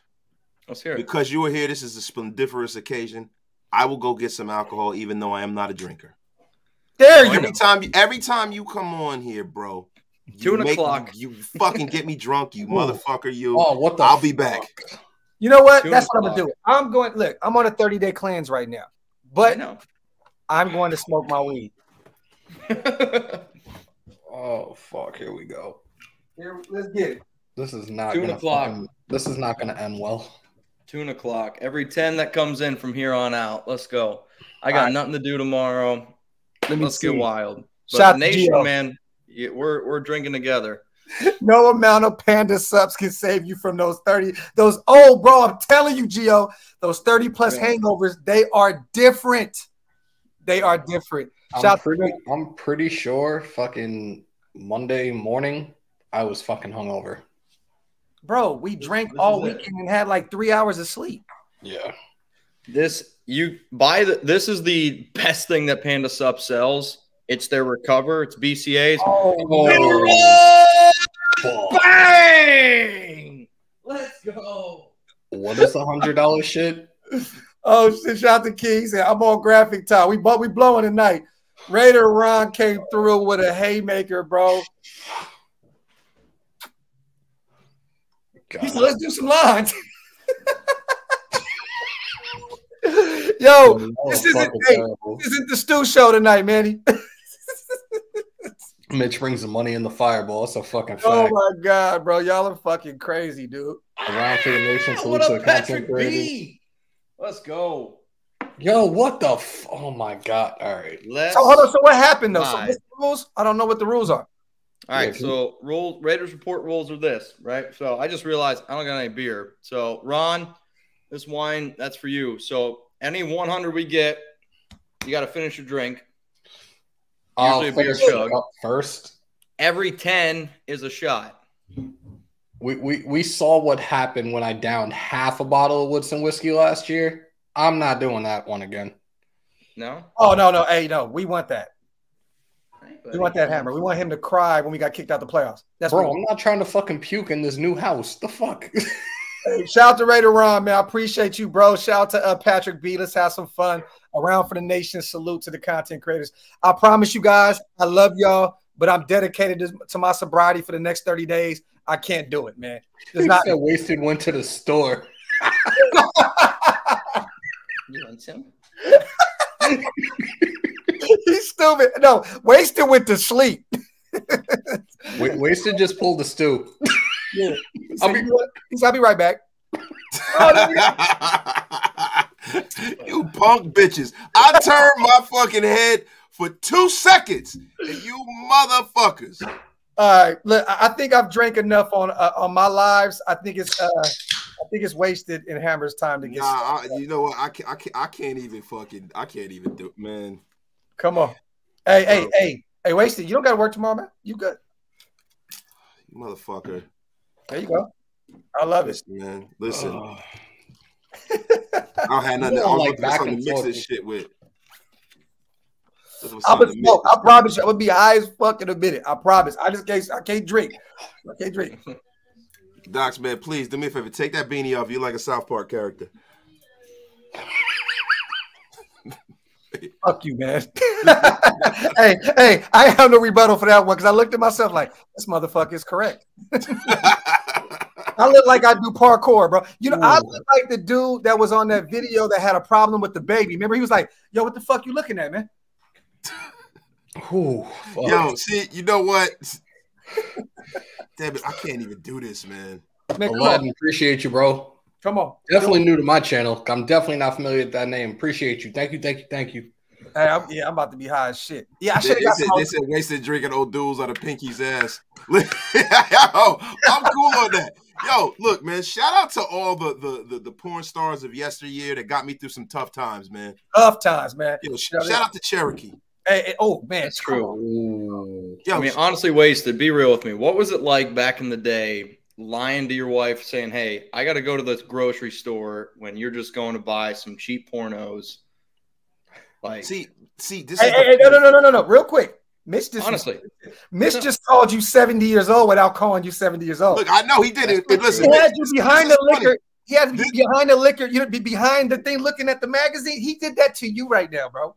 You're telling me you never bought, like, there are stores in my hometown, they just say XXX on them. See, I don't go to the weirdo stores, bro. What I used to do is at the barbershop, they had Booty Talk 1 through 38. And the bootleg man come in the barbershop because you're down in the hood, you go get your hair cut. And then three for 20. Little Booty Talk, and then 4 for 30. Get a bootleg movie, whatever the bootleg movie of the day was, and you're set for the next 6 months, man. And I didn't even have to lie. Wasted. Tell us about the war. Any of them. Any of them. Yeah. No. Yo. Oh shit, bro. Hey, these motherfuckers. Fuck you, Hammer. Rico. Bro.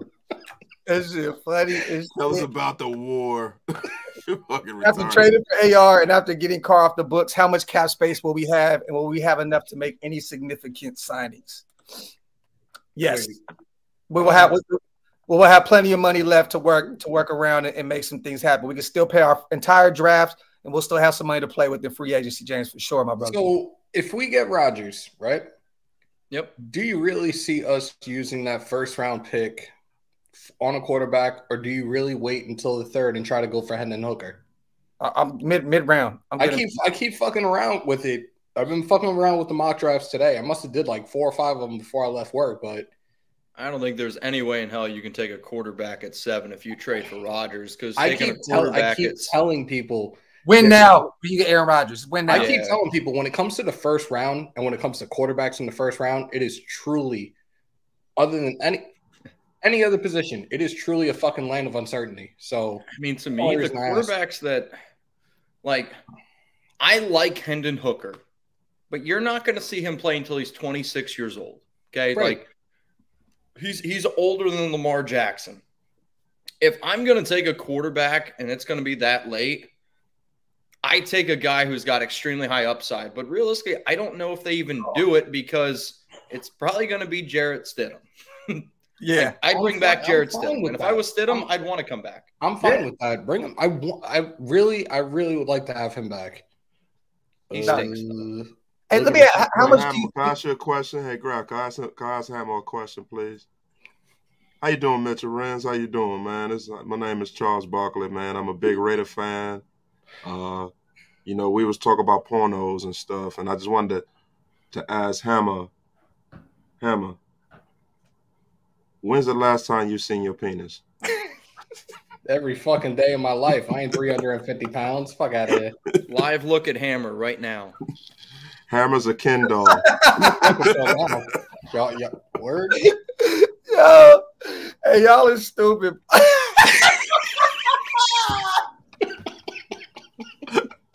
Harrison. Motherfuckers is stupid. Roxy Reynolds is the GOAT, 89. They don't know. Mom, no hands. He's stupid as shit, bro. Bitch, but he's probably hurt. Hold on. Baby, Hammer, did you just fuck? What are you doing right now, man? Stop it. Yo. Ever do that again? What's good, little bro? Shit, I just wanted to pop in, bro. I got to stay even later, bro. So I got like 10 minutes, and then I got to go right back to it, bro. What's up with y'all? Oh, man, we just being ignorant as fuck on the internet. What else is there to do on the internet, man?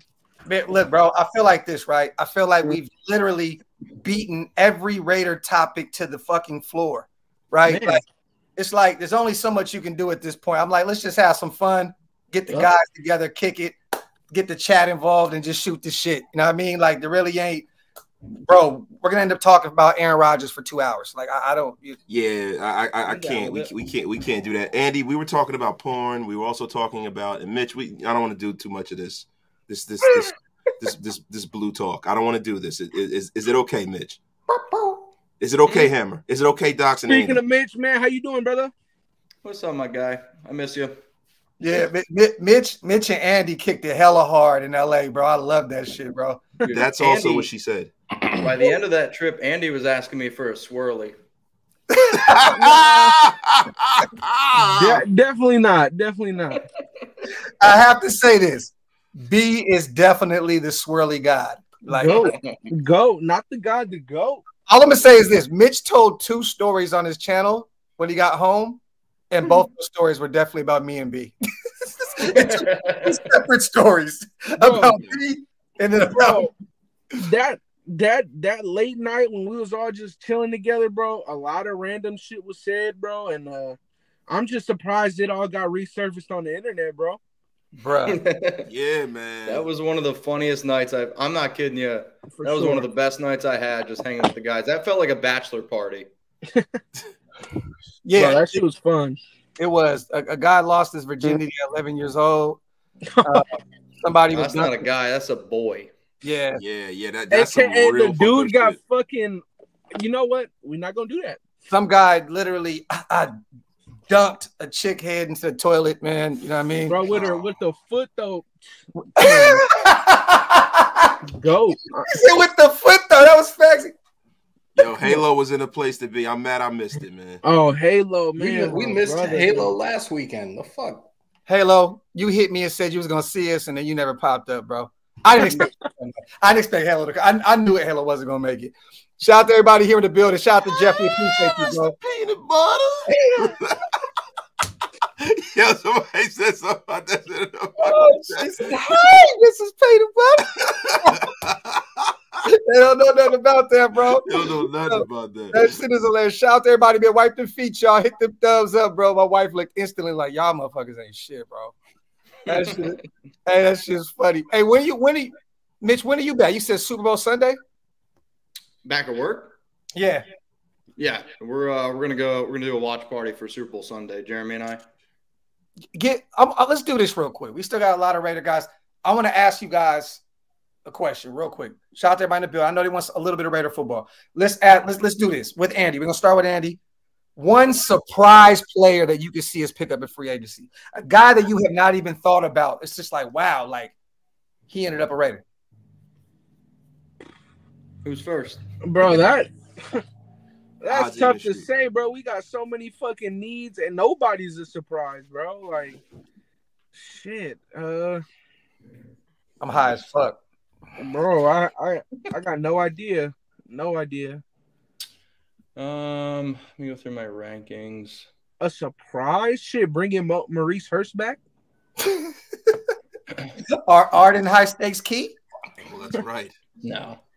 I mean, a name that I threw out the other day on my show was, I think we talked about Fitz. I liked Solomon Thomas on the Raiders. He wasn't a flashy guy by any means. I gotta go. The GOAT. I told you, Andy. The GOAT. Yeah, the fucking finesse god, Mr. Go on a squad for a year, take $5 million and dip. Yeah. I ain't gonna lie to you, bro. Solly had 2 sacks in the first 2 games, I think, in the first 3 games. And I looked at Andy, I said, I told you I was right. And then I was totally wrong the rest of the year. I mean, as like a cheap deal, I think Sheldon Rankins is another name to keep in mind for a defensive tackle. But I agree with Andy. I could say any position, and it wouldn't surprise me because somebody the other day was like, what are the Raiders' needs? All right, everything. Everything. Tony Pollard, surprise. That'd be surprising, but it's like They're gonna bring How it. about we right the wrongs bringing him of back. that regime and bring back Khalil Mack, man? What do you think about that, man? We need a pass rusher, man. Hey, bro, you can't, Khalil Mack, buddy. you can't talk about a Khalil Mack, motherfucker. I heard somebody Why say not, that man? Khalil wouldn't come back because DC won't be here anymore. Bro, dog. Hey, let me tell you They something, think man. that Khalil DC Mack is didn't the get. Raiders. Derek Carr did not understand, draft man. Khalil Mack. Go Hey, ahead. man, and Khalil Mack was making fun of Derek Carr with Joey Bosa with that taco he calls a nose on his face, man. I mean, Joey Bosa, you guys ever see that guy's nose? How the fuck does he ever get through airport security with a fucking nose like that, man? It's ridiculous, man. I mean, he literally has a slice of pizza on his face as a nose. It's ridiculous, man. Hey, do you remember that robot chicken shit? The robot chicken show back in the day? Yeah, with Seth Green, man. Bro, I remember there was one, bro, with the Fruit Loops bird, and it said, "Follow my snout. It's never in doubt." Every time I see Bosa, I think of that motherfucking skit on Robot Chicken, bro. Hey man, I'm gonna be honest with you though, man. Joey Bosa looks like the Mona Lisa. It's pretty fucked up looking, man. Fucking asshole. No, I'm sorry. Hey, I got Marcus Peters. That's not a surprise, though. Nobody's talking about it. Who's talking about it? Bro, what? You're talking about it because you spoke to him. Been talking about this shit since last year. We talking about right now, bro. Oh, Greg God. Newsome, like the super chat right here. Greg Newsome is a name that I talked about on my mailbag this week. I would go after Greg Newsome. I liked him a lot when he was coming out of college at the Northwestern. Yeah. I think he's going to get traded. I just talked to our Browns guy who does a lot of shit at Chat Sports. He thinks he's going to get traded. I would take him. I'm going to throw up. They got a deep corner room like over there. New drinking game. Every time Gruden shows up, it's 2 shots. Oh, jeez. I'm going to throw up. For you guys. No. Hey, Wasted, keep doing that back and forth like you're turning the light switch off, bro. Hey, man, I want to see you guys go to the hospital tonight, man. Alcohol poisoning. Shout out to LV, man. The official Mount ShieldMore security, man. Shout out to our boy. Shout out to Husky, fan for 30-plus years. Been to 2 games in Vegas. Had 2 Raiders fans. Oh, shout out to Andy, man. From L.A. cheering for first downs. Please tell me that's not a thing. Had 2 Raider fans from L.A. cheering for first downs. Please tell me that's not. I didn't see that. I've been to probably over 8 games thus far since we've been to Vegas. I haven't seen that. Yeah, never. The 49er fans do that. Saints game.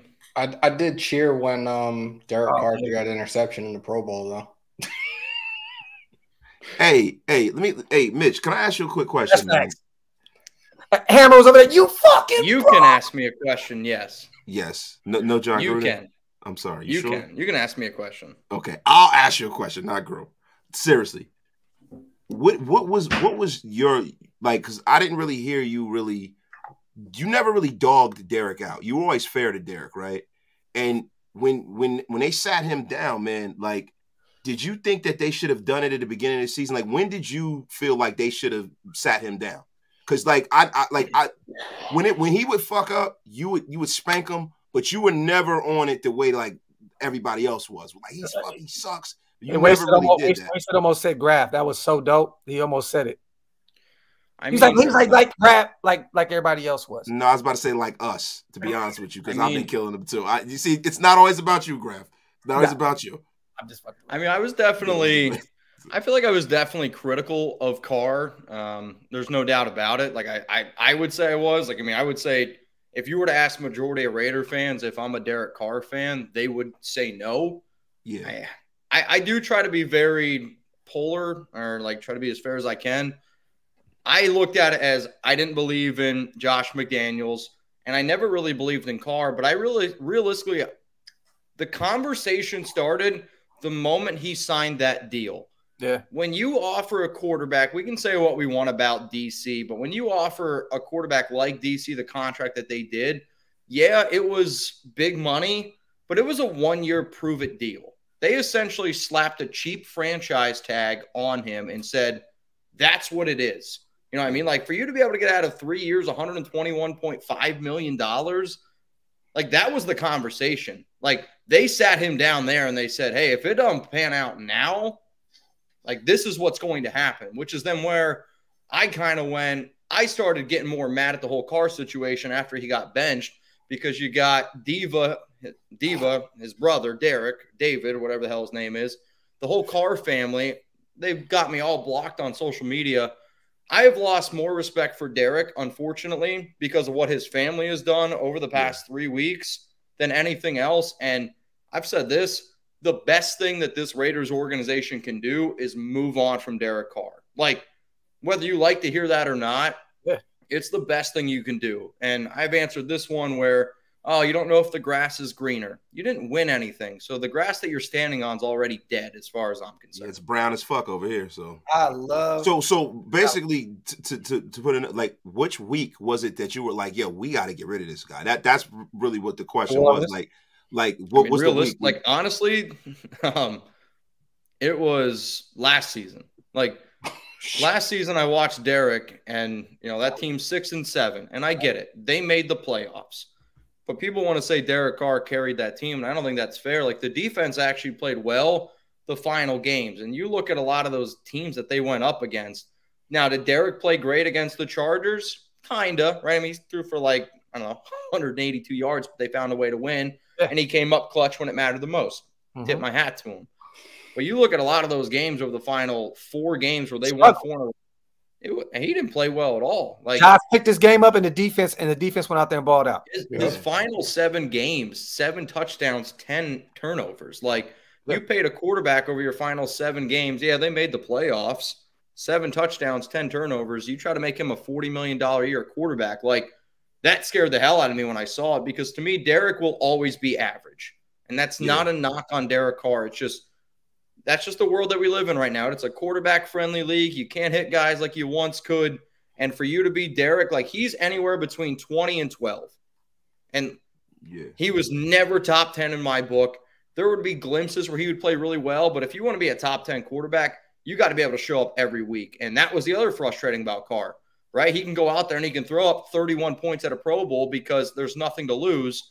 But there were a lot of times when it meant something, and he sucked. Like, and that's just the God honest truth. And that's, I'm excited to move on, because I never thought we were ever going to win anything with Derek. Me too, bro. I think it was Washington for me when I wanted to move on last year. When we lost against Washington, he lost to Tyler Heineke. 15. Bro, I was in Disney World with my girls. My girls do competitive cheer, whatever. I was in Disney World with my girls, and it was a break. And I'm trying to watch the game and shit like that. And I find a little bar in downtown Disney, and I'm watching it. We had the bowling alley, actually. It was a break between the sessions. We went to downtown Disney, and I'm in the bowling alley. And I'm watching the game, bro. When we lost that game, and I never do shit like this in public. I flipped out, knocked my drink over and shit like that. And I was like, yo, he's got to fucking go. He's a bum. And I didn't give a fuck that we won. It was the Bears game for me. Gruden's last game. That was the game for me. I was there live. I watched it. I seen him. 29. Oh my God. It was the worst game I ever went to in my life. The entire team on the sideline looked defeated. I think Gruden knew the writing was on the wall, and DC had no confidence. I believe that was a where he overthrew Brian Edwards, I believe. There was, and then somebody got rock bottom, bro. You remember that James Daniels had rock bottom. Was it Denzel Perriman? No. It was one of our old linemen, I think, that got rock bottom, bro. No, or was it James Daniel rock bottom Denzel Perriman? It was one of our linebackers. That's what it was. It was James Daniels, bro. I don't know if it was, but yeah, man, that was bad, bro. That was an ass whipping and a half, bro. That game right there, I left Allegiant, and I was like, it's just time to move on, bro. Like, it's time, bro. Like for real. I mean, and don't get me wrong, I've seen glimpses in the past, even before then, but at that point, I was just like, man, I don't believe in anything this team is doing right now. Like, at all. Like, I just don't believe. The game this past year was probably the most difficult watch party I've ever had to do. Like, when you go live for those games, I mean, we're all passionate humans, and then when shit like that happens and you're live on camera, I always try to keep my cool. I mean, watching that game, I was more frustrated from that game than the 48-9 ass kicking that the Raiders got against Kansas City, because in today's NFL, for you not to be able to cross midfield with Josh Jacobs, like, let's be real, he was the offensive player of the year and then the best receiver in football. Like, that's the other thing I've been trying to tell people. Derek was not good this year. And he had Devontae Adams. Yeah. And he had Josh Jacobs, right? Like we can't sit up here. And the offensive line played light years better than what we ever expected. I get it. We can point our finger all we want at McDaniels, but it's another bad red zone offense. Something. Yeah. So, all right. So now that we've gotten past that, right? Because I think we beat the car thing to death. Real quick, LM, real fast before you go, Wasted. Mitch was here last night in the chat. He heard Scout read the report, bro. I was here. I was here. Not to bring a damper on things, right?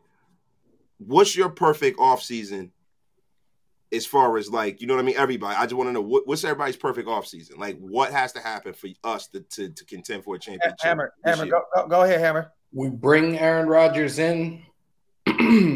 We fucking try to do some big, like, make some type of splash in free agency, and then handle the fucking draft the best way we possibly can moving forward.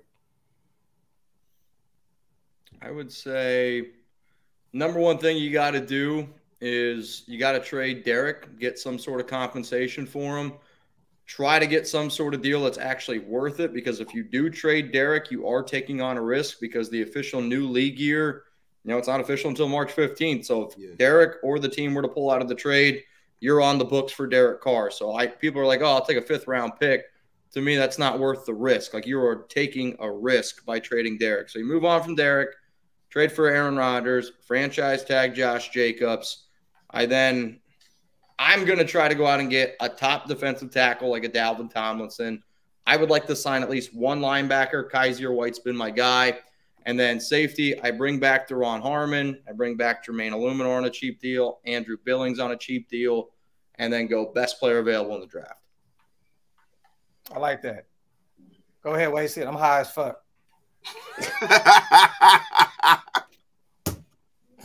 Yo, I agree a lot of what Mitch said. The only thing I would change is that I would probably draft a defensive tackle, and what I would do is I would bring in a starter in a defensive backfield. I think that Trayvon Merring needs to sit down. I would go out and try to get Poyer. It's just getting to the point, man, where, like, bro, we have to create more turnovers, man. And a lot of the times, man, when you look at the void in that defense, it's in the defensive secondary at the safety position. And I'm sorry, man, but Merring, I can't go into another year with him starting, bro.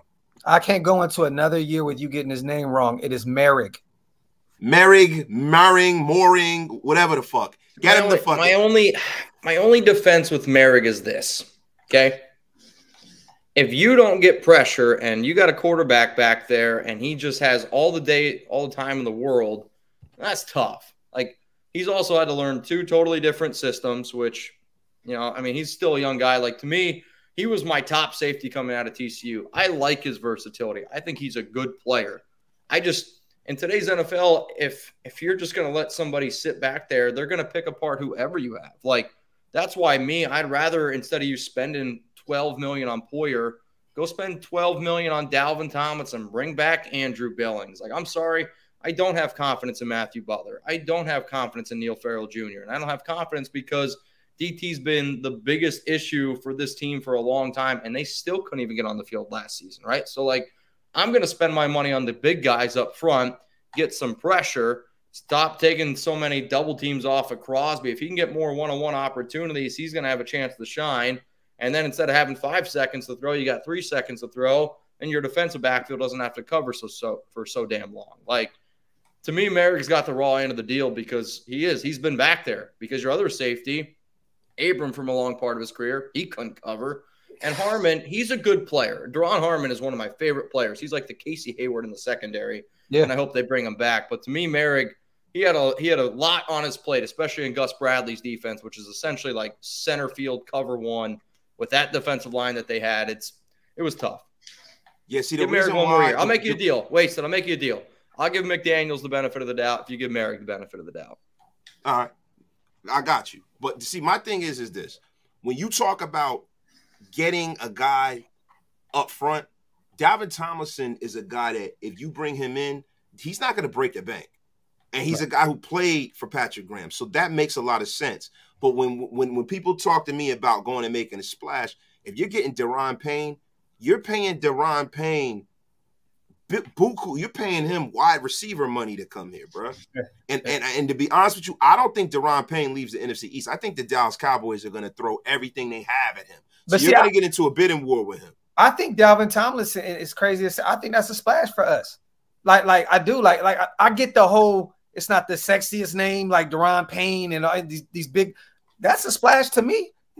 Like he's a Patrick Graham guy. I think he had a career year. His best years was with the Giants under Patrick Graham. Yeah. So, but you could get Dalvin Tomlinson probably for about like $8-9 million. I would say. I think a little more. The safety I want. I don't know how they're going to be able to swing it, but I mean, I like Julian Love. I think he's coming off a really good year from the Giants. Man. He also had a good year with Patrick Graham. Graham guy. I think is Jabril Peppers. Yep.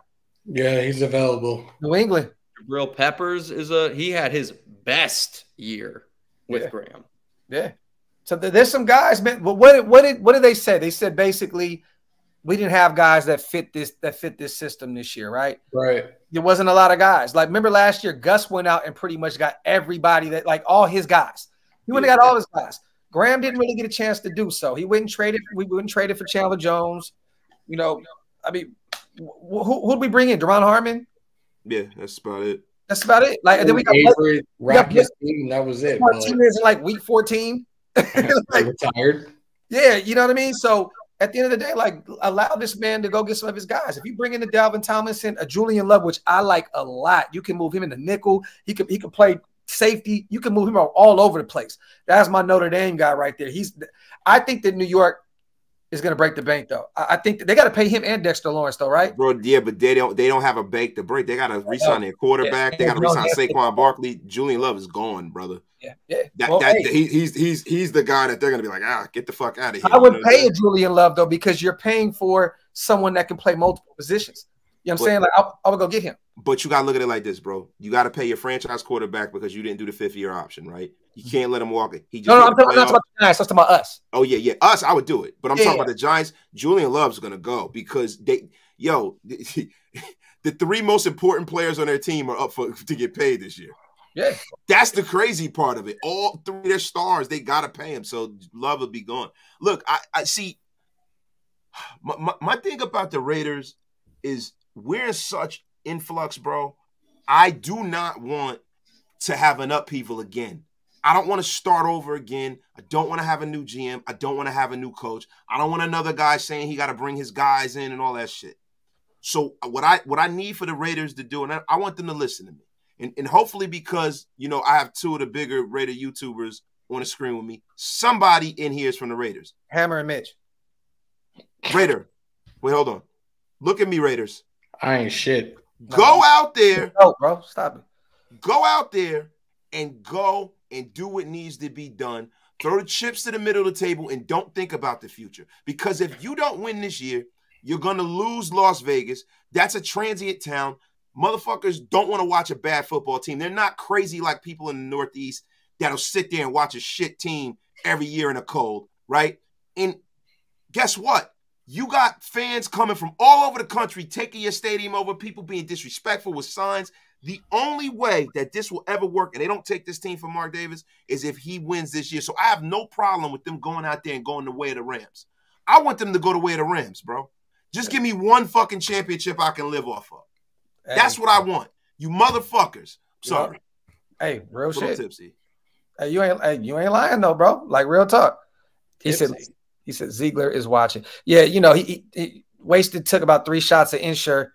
You know, he's shit's starting to get a little fuzzy for him. You know what I mean? Yeah, well, you know. Sure. Well, I gotta be drinking Insure, bitch. Yo, man, why you see? I'll let Mitch get that because Mitch is mad young. Mitch is younger. Mitch is younger than my nephew. Did you have your milk and magnesia tonight? Hammer, yo, is that Morgan Freeman or Uncle Nasty Fingers? Yo, you sound like a fucking. You sound like a fucking. Hey, Hammer, do me a favor real quick. Do me a favor, Hammer. Say, you want to play a game? Do you want to play a game? Yeah, let's play a game. Yeah. Listen, man, I think I brought a lot of negative energy to this live, man. I'm sorry. No. Hey, bro, I'm gonna be real with you. You kind of held it down because I'm gonna be real. I was checked out when we hit the live button. so I wasted. You and Mitch have held this down. Hammer's been down here chilling, tired as shit. I'm whooped, and now I'm high as fuck. So let's play a game. Let's play a game. There we go. What we doing? Anytime I was gonna say we can play. You guys drink. Ask us anything. Never have I ever. And they ask the questions. If you don't want to answer it, you drink. Let's play a game. Oh shit! What the fuck was that? Let's play a game. Oh my god, that was weird. Hammer, don't ever do that again. That's fucking terrible. Don't do that. Yo, are you scaring the shit out of me, Hammer? Turn that shit off. Yeah, man. Creepy ass music, bitch. What you doing, yo? Somebody needs to check his basement stat. Bro, don't ever accept any change or candy, little children, from Hammer. Hey, I like that though, Mitch. I like that. Okay, I've never done this shit, so let's do it. I've always heard motherfuckers play this shit. I've never played the game. Oh, my cleansing is not over. I'm just smoking. This is CBD. That's all it is. CBD. It is, isn't it? Oh, well, I'm smoking some regular shit. Good job. Good job, sis. Yeah. That's CBDTHC, the rest of the alphabet. Yeah, I know. CBD, XYZ, OPP, every goddamn thing in that motherfucker. DeMarcus, he's gonna get franchise tagged if we're able to get Rodgers. He will take the franchise tag if we can get Rodgers here. All right, listen, let's get to the game, everybody. Mitch is in the place to be. It's time to get to the games. Yeah, I was wondering, Rowdy, why I was so high, and my wife just let me know I was smoking on some shit. I had no idea what I was smoking on. So there we have it. Smoking that wax. Bruh, motherfucker zapped. It's all good, though. All right, look. We're going to start this off. So how you want to do it? Who's it on? They ask. So they ask the question. It can be never have I ever. It could be shit. If we don't get any, you can start it off. Andy's dog. Never have I gone to the vet. Yo, I love that shit, bro. There we go. All right. Hey, somebody put something in the chat. Yeah, bro. I had no idea what I'm telling y'all right now. I'm about to be zapped tonight, but I love it, though. All right, let me see. He said, y'all notice Doc's energy isn't as high as it was when the show started. Shit. Huh? I'm going to look up some questions. Uh-oh. Oh, shit. My wife just ordered me a Sonic Blast and some fries. My cleanse is over, you guys. just no alcohol. No alcohol. What's the Sonic? Oh, that's the ice cream. Oh, Greg. Hey, right here we go. Never have I ever. And you can ask a question too, right? Is that what it is? Y'all notice Doc's energy isn't as high as when he. No, not that. Not that. Greg, look what Greg said. Oh man. Oh, never have I ever proposed. Let me just. I don't think Alex is watching tonight, so I got dinner tomorrow with her family. I got to ask for permission first. So let's go, man. Some life decisions here, so I can make fun of you. Huh? Being all miserable. It's like I bought everything I need to buy, so I just got to get permission, and we're good. I'm not saying what I want to say. Tim said, "Shut the fuck up." Why you not saying what you want to say, Hammer? I tell everybody, don't get married. Why? Shut the fuck up. I'll say that shit in front of her. I know. Hey, yo, you got to see. But see, that's the marriage that you want. Remember, baby, we were sliding through, was it Crown Heights? We sliding Washington Heights. And the way Hammer and his wife talked to each other, I was like, I like that shit. You should be honored to be married to such a fucking gem. There you go. She said you should be honored to be married to such a gem. Yeah, next time I agree. Me personally, I think sis deserves better, but next time y'all come up, I'll be hanging out with her, not me. That's fine. Cool game. Every time Hammer speaks, take a shot. Yeah, stupid. Hey, Hammer, yo, you know when I was out on you, bro, when you brought them weak ass fries, man. Them weak ass potatoes, bro. How you gonna bring them up to fries? Or are you talking about the chicken and peach shits? No, the chicken and peach shits are delicious. I'm talking about the ones when we was in New York, bro. You supposed to be showing them New York. You talking about the fries from the fucking fries from Shorty's? You're bugging. Them shits are weak, bro. Yeah, hey, Mitch, he dropped the ball on the Northeast, bro. He's supposed to be showing them some good food, and he bought some weak ass fries, bro. They were terrible, yo. Bugging. I might actually hit up Shorty's tomorrow. He said, "Fuck y'all, I'm doubling down." Yo, Crypto, shout out to my dog. He said, "Never have I ever licked the gooch." Look, I'm just gonna like pennies. He said it tastes like pennies. Crypto, you have not lived until you lick the gooch, bro. Tell him. Dude. Hashtag. Y'all know what it is. Hashtag booty hole. Let me see. Gio says, Dox and Mitch, Whataburger or In-N-Out? In-N-Out all day, bro. I'm from Cali. This one's not even close. So I would say if you're trying to eat a lot of burgers, it's In-N-Out. If it's just one In-N-Out burger compared to a Whataburger burger, it's not even close. It's Whataburger. Yeah, Whataburger's better than In-N-Out Burger. And the See, animal you fries. just like, bro, fuck out of here, Wasted. Wasted likes to hate on everything West Coast. I don't want to hear that shit, bro. You probably even ate at In-N-Out before. The In-N-Out was all right. Bro, what you talking about? We ate at In-N-Out, motherfucker. What are you talking about? You know what? I'm high. Yo, what the fuck are you It's talking your CBD. about? It's fine. Yo, and remember when Hammer had the hair in his animal fries? He had to sit. That wasn't me. That wasn't me. It was B. That was B. It was B. Oh yeah, B had his that was fucking hilarious, yo, because B was like the $1 million man, the $6 million man. He's like, yo, it's the hair in my shit. He's like, that's what Tiff was like. She thought there was a weed taxi outside. She was like, oh, there's a weed taxi. I was like, there's no weed taxi outside. What the fuck? I had the fucking Planet, what was it? Planet 15 on that shit, whatever the fuck that dispensary is out there. Oh no, they do have them. Planet They 13? went up to me and Hammer in Vegas and said, we'll take you to the dispensary right now for free on the ride. We're like, we didn't ask to go to no fucking dispensary. What the fuck was I? Because he looked at me like that was the police. I know. I asked him. Come on, y'all, get the questions in. Let me see. I didn't know that they were talking about the South. Yeah, look, man, look. In-N-Out 10 times out of 10. There's only one burger that me and my wife like to eat, and it's the mushroom burger at Whataburger. That shit be hidden. That shit is fire. Yo, you know who has the best burgers in Vegas, though? Barcode. Fuck yes. Dude. The Hangover Burger is the Anytime anybody wants to challenge me to the burger contest, let's get it. I'll try it. Hey, I'll Mitch. try it. I'll probably die, but I'll try it. You would have been dying, bro, for 2 days. Shout out to Nick Kwiatkowski. 2 whole days. You know this, Hammer, because he kicked it with us the whole time. He was on Cody. Hey, bro, you really took my burger off the menu, though? Yeah. He was like, you really took my burger off? Cody was over there hella drunk, making them hella excuses. Man, it was just too much money, man. You know what I mean? Quit was like, man, shut the fuck up. Like, this motherfucker really took my burger off the menu. I couldn't stop laughing. I was like, holy shit. Bro, that shit was hilarious. Shake Shack be hitting, too. Yeah, Shake Shack is Yeah, I had Shake Shack tonight, Shake Shack. Shake Shack is delicious. I had one tonight. 2008. Look like a Shake Shack, motherfucker. You got that country thickness. Hey, you can swallow a whole man in one gulp. God. Best MILF, Kendra Lust or Lisa Ann? Lisa Ann, bro. Cool J. That shit was hella funny. Johnny Kicknuts. Johnny Kicknuts asked, best MILF, Kendra Lust or Lisa Ann? Wait, I don't even know who the first one is.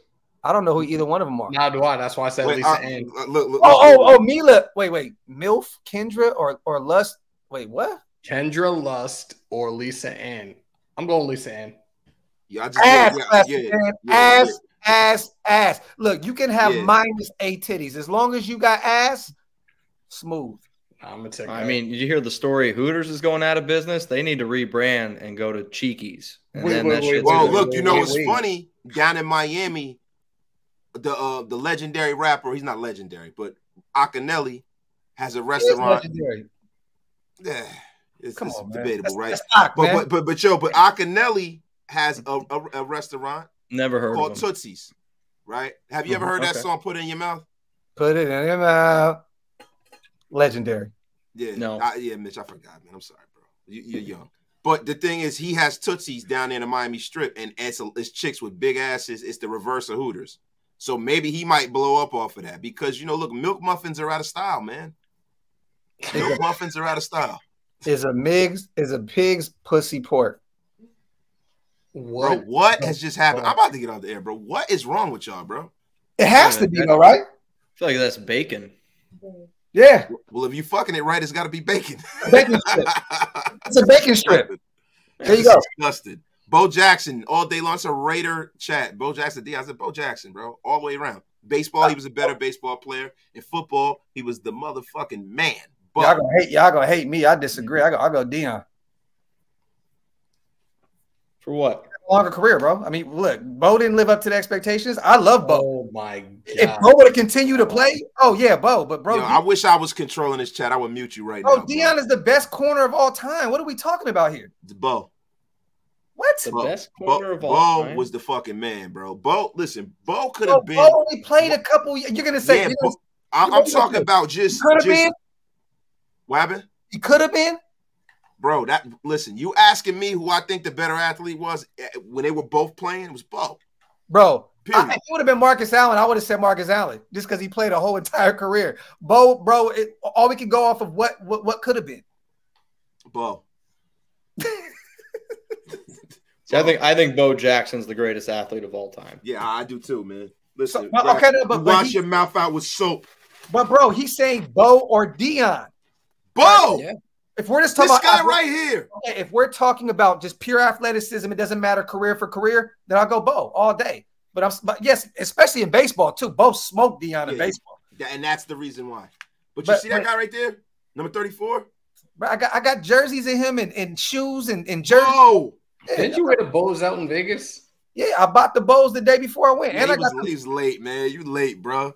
But I got two pair of Bows. I can go to the garage right now and show you the old school Bows right now. I got the old school. Come on. Yo, you don't want to play that game. But you was 20 when they came out, bro. Like in 19. Yo, you don't play that game with me. Bro, I got a pair of motherfucking suede brown Bows, bro. And yo, see, Hammer, see, you ain't even noticed, bro. When we was at motherfucking in New York at Peter get Luger, more never have I evers, y'all. My bad. Go ahead, Wait. So I just want to say, get some more never have I evers in the comment section. Go ahead, Wait. Yo, no, I'm just saying those Bows, bro. You know what I'm saying? Graph a little late, man. You know, we was in New York. I had the flavor, the butters leathers on with the Bows. You know what I'm saying? I had that. You know what I'm saying? Done, son. I hear you, son. I hear you, son. He said, I want my super chat back for this Bo blasphemy. Yeah, facts, bro. Hey, yo, look, I'm holding it down. Bro, I'm Bo holding it is down one of my favorite players of all time. But if you're looking Bo Jackson. Yo, Bo Jackson was on a cartoon, man. Come on. Bro, said, listen, I would never rock a pair of Stacey Adams, bro. Bro, Dion had an album. It was a terrible album. That's what the game in our Waller. Hey, let's talk. Speaking about terrible albums, Tupac or Biggie? It's Pac. You said Biggie had a terrible album? Stop it, bro. He did. He did. Post death. Bro, you can't. That's fucked Notorious. That album was ass, bro. Bro, yeah, that's because Diddy's a bum, yo. Bro, you can't do that to B.I., bro. Don't do that to B.I., bro. Look, I'm telling y'all now, Bo is one of my favorites, but Dion is just, bro. If you're going by career, you got to go Dion, bro. Like for real. Who's a better corner than Dion of all time? And look, I love Charles Woodson. Darrell Revis? That's my GOAT. But no way, Darrell Revis. Hammer, slap yourself, yo. Darrell Revis over Prime? You crazy? You could put Champ over Revis. Champ over Revis. Bro, cover corner, yeah. Like as far as the guys will come up and hit you, I don't know. There's a couple guys, man. Champ Bailey. Look, me and Wasted have this thing where we talk about Pac and Biggie all the time, bro. Like I slipped up and called Biggie a GOAT the other day, and he was like, "I'm gonna hold you to that forever." And I was like, and it's funny, I had to go into my spiel. I never told you this way. I was like, yeah, man, what you mean? Like, he definitely, in my head, I was like, I fucked up. Yeah, you definitely did. Bro, come on. Graphk, I know, bro. You can't sit up here and say that the B.I.G. is not one of the greatest of all time. Come on, man. Never have I someone else's toothbrush. Yeah. You know what? I have. I can't say I haven't. I've used my wife's. I've used my wife's toothbrush before. I've used Alex's before. Yeah. I've used my wife's toothbrush, bro. I do all this nasty shit to it, and I'm not going to use a toothbrush. Dude, if I'm going to put my tongue in other spots. That's what I'm saying. Put my tongue in your butt. I'm not going to use your toothbrush. If I can eat your ass, I can put your toothbrush. Come on, bro. I mean, what are we even talking about here? Honestly, watching Alex use my toothbrush gets me going. Yeah, and that's a fact. Nas is the GOAT. Talk that tooth fetish shit, bro. That's what I'm saying. I'm gonna be honest with you, bro. I really don't feel anything like, you know what I'm saying? Like when you with somebody so long, it's not really that nasty to me, bro. Yeah, my wife can fart in my breakfast and I'm gonna eat it happily. Oh my God. Wasted first pet was a pet dinosaur. Yo, guys, I think this might be the worst show we've ever done. No. I've had Stu on. I've had Stu on here a lot. Listen. When you have Stu on, man. This is actually PG, low key, like for real. All we did was talk about a little gooch, talked about a little, hashtag booty hole. That was. We'll go get a game then. We'll turn it rated R. Oh shit! Here we go. He said Ether was fire. No, he said, "Yo, nasty. What if she had Taco Bell?" That's why I draw the line, Omar. No, you know why I draw the line at Wasted? I will not eat anyone, even my wife's cereal. It's something about milk, bro. I couldn't. I couldn't. Yeah, I'm cool on that, bro. I can't even eat cereal myself. If I see you eat cereal and and you were like, here, babe, taste it, I would fucking throw up on myself.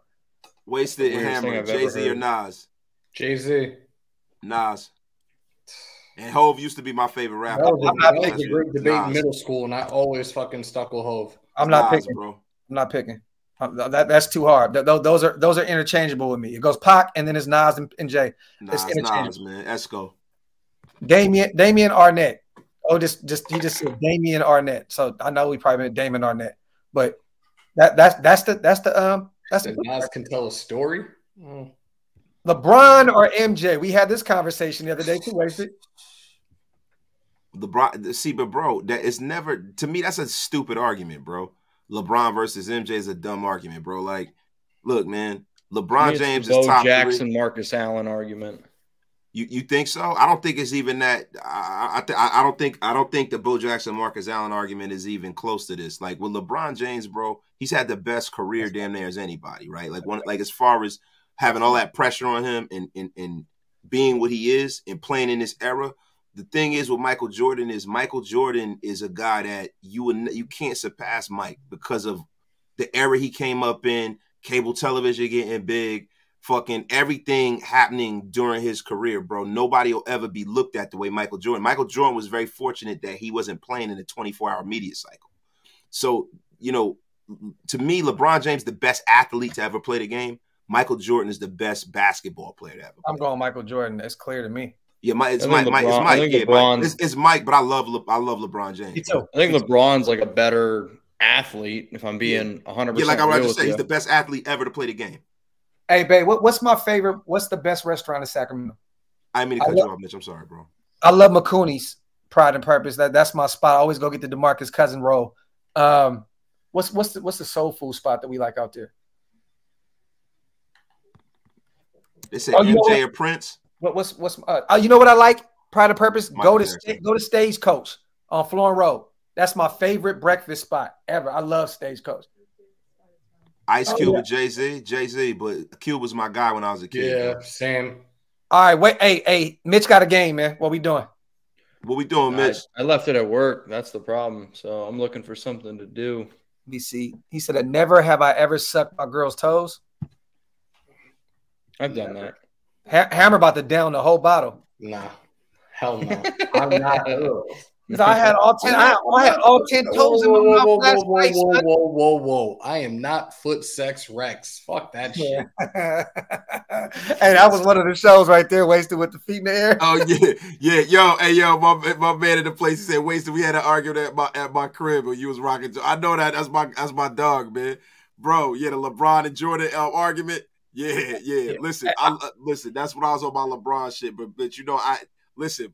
My dog, Silverface, he broke me down, man. He's like, come on, bro, what's wrong with you? And it's the truth, yo. You can't, man. It's Michael Jordan, bro. Bad influence. Mac Dre over Too Short 10 times out of 10. Like Mac Dre was so influential in my life. I love Short. He's a legend. It's not even close for me. Too Short is whack, bro. Hey, man. Hey, see, man. Look, chill now, bro. Watch your mouth. I met this girl. Her name was Gina. So damn dumb. I call her misdemeanor because it had. Shout out to Jerome on becoming a new sub. Welcome to the vault, brother. Hey, you know it though. That shit is ass, bro. Hey, you know what, bro? Akinelli is trash now. You know what? He's ass. Akinelli is fucking trash, bro. No, you know who else is trash? Nah, I can't go there because I love. Yeah, get the fuck out of here. Short is ass, bro. Scott Tucker, squeeze in on Power Inn and Fruit Ridge. Yes, that is my burger spot, bro. Definitely. Let me see. Shout out to O real quick. List the top 10 worst Raider players. Jamarcus Russell. Wait, hold on. Dylan? 4. Somebody said Nas is trash. Damon Arnett's got to be up there. Yes. Jonathan Abram. Nah, that's disrespectful. We had a few games. Fuck that dude. Reggie Nelson. Y'all tweaking. Nah, Reggie Nelson was a Pro Bowler with us. Yeah, somebody said y'all tweaking. Jamarcus Russell. Bro, we can name 10 quarterbacks right now. Shit. Marcus, bro, Andrew Walter. Fucking Marky Tuliasa Sopo.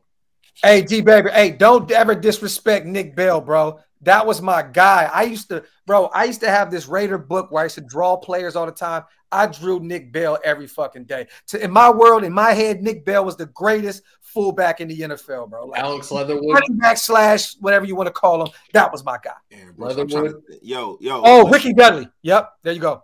Yep. No, Ricky Dudley wasn't one of the worst ever, bro. Antonio Brown. There you go. Bro, Sean John Smith, Smith y'all was tweaking. Y'all Featherweight. tweaking, bro. Yep, there you go. Y'all tweaking, bro. Y'all tweaking, man. Y'all got to go back deeper than that, bro. Damn, Connor Cook, that's facts. Yo, Matt McGloin, bro. McLovin was terrible, bro. Fucking trash ass. Matty McGloin, baby. Trent Richardson. Oh my God. He said he'd be right back. Kerry Collins. Stanford. No. Stanford route wasn't that. Oh, yep. One life. There you go. The White Tiger. Martavius Bryant. Oh, you get the White Tiger to come out, man. Well, Robert Gallery. There you go, LV. Wow. I'm gonna tell you the freakiest thing I ever done. That's funny. The freakiest thing you've ever done. I don't even look. I don't know, man. Damn, I've done a lot of fucked up shit, bro. I don't think I'm gonna do myself like that on the air, bro. Nope. I ain't doing myself like that on the air. Yeah. Who's better, Nipsey Hussle or Larry June? Hustle. I like Larry June from Frisco though. He's dope, but it ain't even close. Yeah, Hustle, man. Come on, man. That's Hustle, one of my guys. Yeah, Javon Walker was ass for us. Oh, bro. And he got that huge contract, bro. That shit was terrible. That's when Al was just wilding at that point, bro. He was wilding when he played. Remember, Javon Walker got the huge contract, bro. Oh my God, dog. Said Pinky or Sarah J? Sarah J. Damn, Hammer nasty ass was instantly on that. Huh? Sarah J. He had his dick in his head. So Sarah J. Sarah J. Word? Hold up. Yo, that shit is comedy, bro. Aaron was like, Sarah J. Oh, God, man. Yo, this motherfucker is stupid. Yo, where the hell did Mitch go? He said, "Be right back." Yo, what is wrong with you, bro? Pinky to me is the GOAT, bro. I don't give a shit. Yeah, Pinky used to do a lot of bullshit, though. Oh, she got the high five. Hashtag booty hole. Shout to Benjamin. Aaron says, "Hey y'all, remember Jacoby Ford? Dude had wheels. This is fact." Nah, I fucked with Jacoby Ford though, bro. Yeah, real talk. Shout to Cambo, man. Night, my brother, for real. We just wilding tonight, you guys. We just having some fun, man. There ain't shit to talk about. We just in here really just shooting the shit. Shout to the games. People forget the biggest QB competition Carr ever had was Matt Schaub and Matt McGloin, two of the worst players ever. Yet Carr got paid like a top 10. Well, I disagree. I think Marcus Mariota. And then now I think it was Jared High Stakes Stidham. Oh, you know what? They got a good question in here. Corey Littleton was one of the worst Raiders that we had. They got two good questions. Ed Reed or B Dog? Ed Reed. NWO or D-Generation X? I say D-Generation X, yo. Even though the original NWO was the shit, right? And D-Generation X was kind of like the answer to the NWO, but it was so many fucking people in the NWO. It got so bad at the end. I'm a WWE guy, bro. DX all day, every day. Yeah, it got to the point where everybody, when they had Dusty Rhodes in the NWO, I was like, dude, come on, bro. Yeah, bro. Remember he took off that shirt and had the shit. I'm like, come on, yeah, he bro. all sloppy and shit. He said, let me tell you something, daddy. The NWO gonna take over the WCW. Gio said Tim Brown or Jerry Rice. Timmy over everybody. Tim Brown over every football player you can think of. Matter of fact, Tim Brown over any athlete you can think of. Tim Brown is the GOAT of all GOATs. Tim Brown is my bitch. Hey, man, don't ever disrespect Tim Brown like that. You tweaking, Hammer. What's wrong with who's you, disrespecting him? You disrespected the GOAT, man. Tim Brown is my bitch. All right. Hammer gave him the fault. Yeah, we told this story before, but I ain't gonna lie. Hammer, he thugged that one out, bro. That shit was hilarious. Oh, Chico. Shout to Pride and Purpose. Appreciate you, bro. Everything cool, Mitch? Yeah, my computer just died, so I had to find some other stuff. Ed Reed or Palomalo Ed Reed. I think Ed Reed is the best safety in history. That's a really good one, though. Ed Reed is the best safety in history to me, bro. I think it depends what kind of safety you want. Yeah, I'm going Ed Reed, but I love Palomalo though. Yeah, there we go. I found the game I needed. Oh shit! Shout to he said OG NWO and NWO Wolfpack. Yeah. Rob said he's gonna take my belt. OG, Yeah, the OG he probably one. will. Fucking 6'5" motherfucker. He said Tyler Hall over everyone. Pause. Fuck him, man. Yeah, Barkley used to give fucking Karl Malone buckets before Barkley started getting broke down. Barkley used to dog Karl Malone. Nipsey, Pride and Purpose. I love Larry June's beat selection. I like what he does. To me, he's kind of like that West Coast Currency, but I'm going Nipsey all day. Yo, I fuck with Currency, bro. A lot of people, you know my two guys that a lot of people, they're not really underground anymore, but people don't fuck with. It's Gangsta Gibbs, Freddie Gibbs, and Currency, bro. I fuck with both of them heavy, bro. I just don't like that Gibbs be trying to do the most and try to make it look like he's just the most gangster shit. It's like, bro, like, let's just relax, bro. It's rap. Like, he always into it with somebody, bro. It's like, just chill, like, just rap. Because he really makes good music. But Ray Lewis at LT, I mean, I love Murder Ray, man, but LT the greatest defensive player of all time. That's because you were also around when he played. I'm going, yeah, that too. I mean, yeah, I'm older than y'all. I was too. I'm going LT. Clear too. And I love Ray. Hammer, where were you when LT was playing? I was like probably 4 or 5 years old, maybe even younger than that. And did you still look like a thick ass bag of groceries? No. Let's see if I can find a baby picture. If he was a bag of groceries, what would be in the bag? Gelatinousness. Already cooked mashed potatoes outside of the bag. I think it would be a bag of pork rinds. You said, hold on. You said if you're a bag. Wait, what? No, if he was a bag of groceries, Hammer's a bag. It would be a bag of pork rinds. Teddy bear stuffing. I won't touch. Yeah. Wasted your dick. Forgot about that shit. He said empty. Oh, hey, bro. Hey, that's funny. Daniel said cornflakes because Hammer had the frosted flake pancakes at the air. That shit was so fucking good. Shout out to Brody. 150 pounds of chewed bubble gum. Simpsons of the Boondocks, Boondocks all day. Yeah, 10 times out of 10, bro. All right, you guys ready to play a game? Family guy over all that shit, though. Mitch, go ahead. I'm ready, brother. Phil Jackson. Phil Jackson.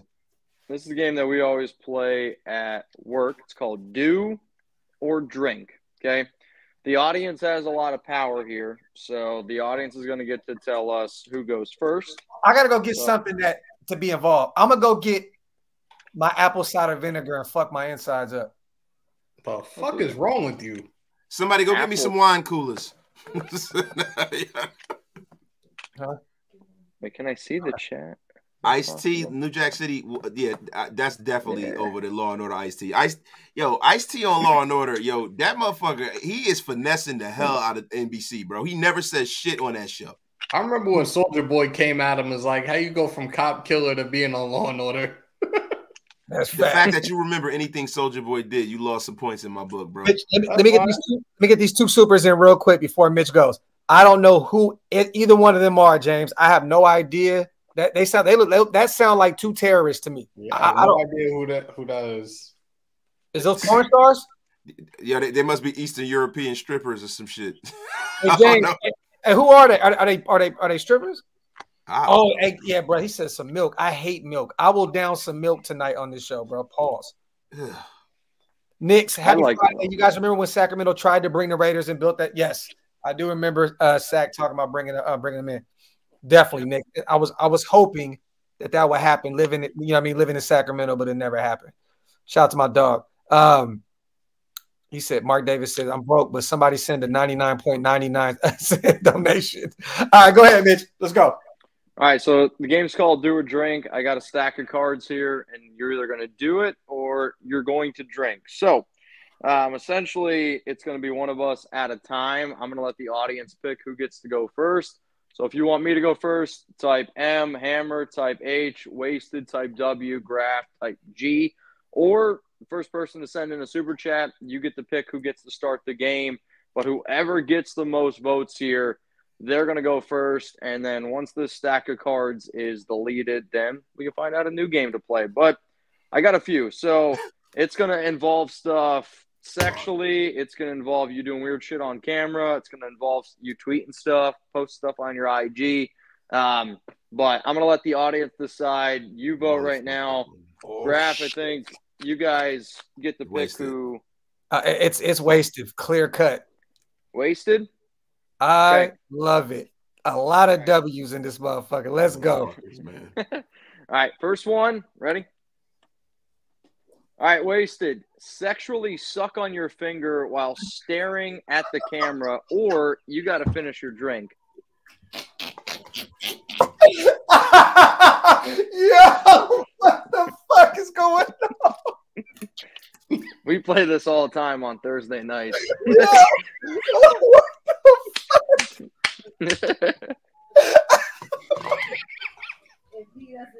Oh no. Wasted took the whole drink to the neck. Honestly, I was hoping you at least would go to the knuckle. Yo, that shit is crazy, bro. Shout out to we're gonna go clockwise. No, hey, so we got a super top beast and hammered. So it's hammered next. Real quick, pride of purpose, Chantel definitely would have been a go. That motherfucker beast. Shout out to top beast, bro. Oh my god. So it's hammered the building. Why didn't anybody ask me to suck on my finger? I'm pretty sure that was in your emails. All right. Yo, go ahead, bro. All right, Hammer. You got to show every tattoo on you, regardless of where it is, or you got to take 2 drinks. Hold up.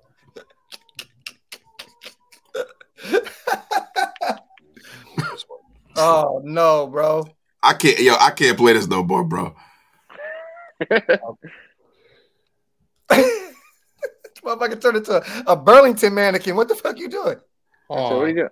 You trying to zoom in? It's gonna be the Hammer. Why you got them snug ass pants on, bitch? Yeah. Comfortable, motherfucker. Yeah. All do it. Huh? This shit don't want to fucking work. I don't even have pants on. All right. Oh my God, Mitch, please. Arms. Hammer, if you got a tramp stamp, yo, I'm kicking you out. Out of the room. That's it? No. Oh, fuck, I'm about to say. Oh man, you been Bam Bigelow looking motherfucker. Sure, you got like tramp stamp too. If you got a toe ring tattooed on you or some shit, bro, I'm about to be like, what the fuck? Oh, okay. Oh God. Oh.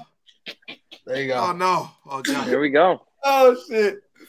Oh man. All right. Said, I hope he ain't got a crotch rocket on him. Oh my God.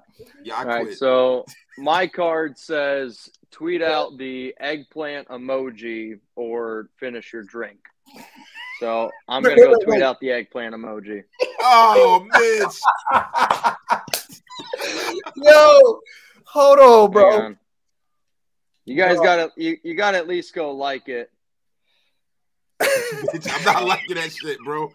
No sussery over here, bro. I am not liking that shit, bro. Yo, he said you got to go to that shit and like it.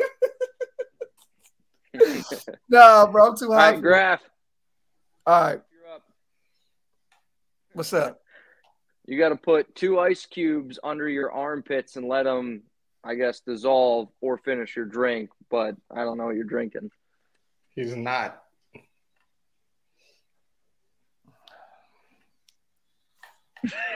That'll work. All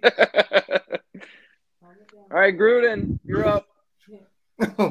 I should even hit. Well, look, is it 2 ice cubes? If this is borderline suspect, man, I ain't doing this, man. Just I don't give a shit. Call me a poor sport, man. Yo. But I'm not showing you guys my Spider Y2 banana on screen, man. All right. Oh shit. Gruden, you got to take a drink without using your hands or finish your drink. He's gonna finish his drink. He said you gotta finish your drink without your hands. I'm definitely no. not. You got to take a drink without using your hands. So 1 drink without using your hands, or you got to finish it. Yo, I'm gonna be honest with you, man. I'm on a lot of high blood pressure medication. I can't take another fucking drink. Instead of wasted talent, be dead talent. Right. I took the drink for wasted. Hammer, you're up. Oh my god.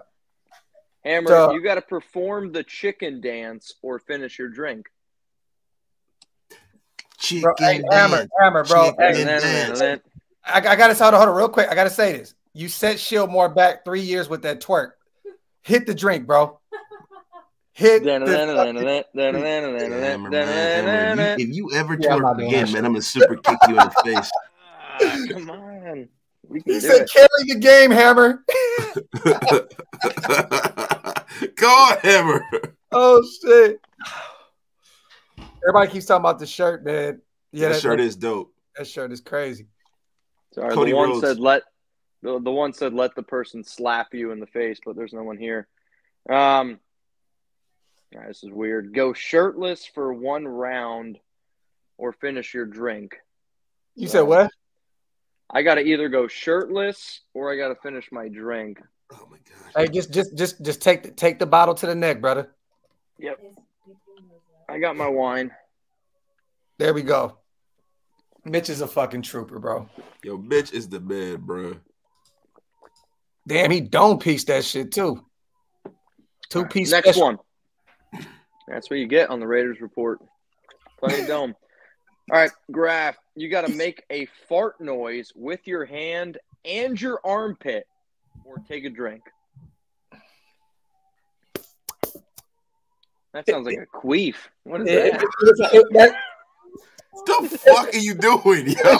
She said, bro, that's the fucking worst fart noise I've ever heard in my life, bro. Hey, it's a fart noise, though, right? Honestly, I could smell that. Got you. Got it. Fuck y'all, man. Hey, this motherfucker Mitch is getting me out of my element right now.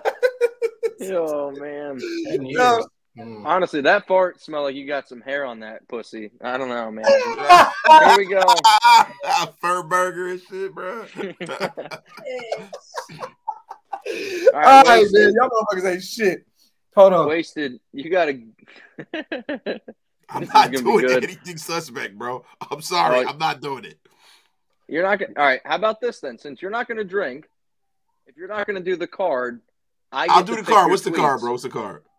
You got to give yourself. You got to give both of your nipples a titty twister. No, I'm not. Yo, get the. That's the game, bro.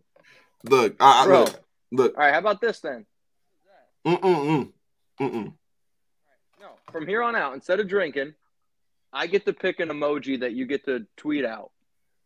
Oh God, dude! Look, I just finished my drink. I finished my drink. Yeah, that's 1 round. We got more rounds to go. Hammer, you're up.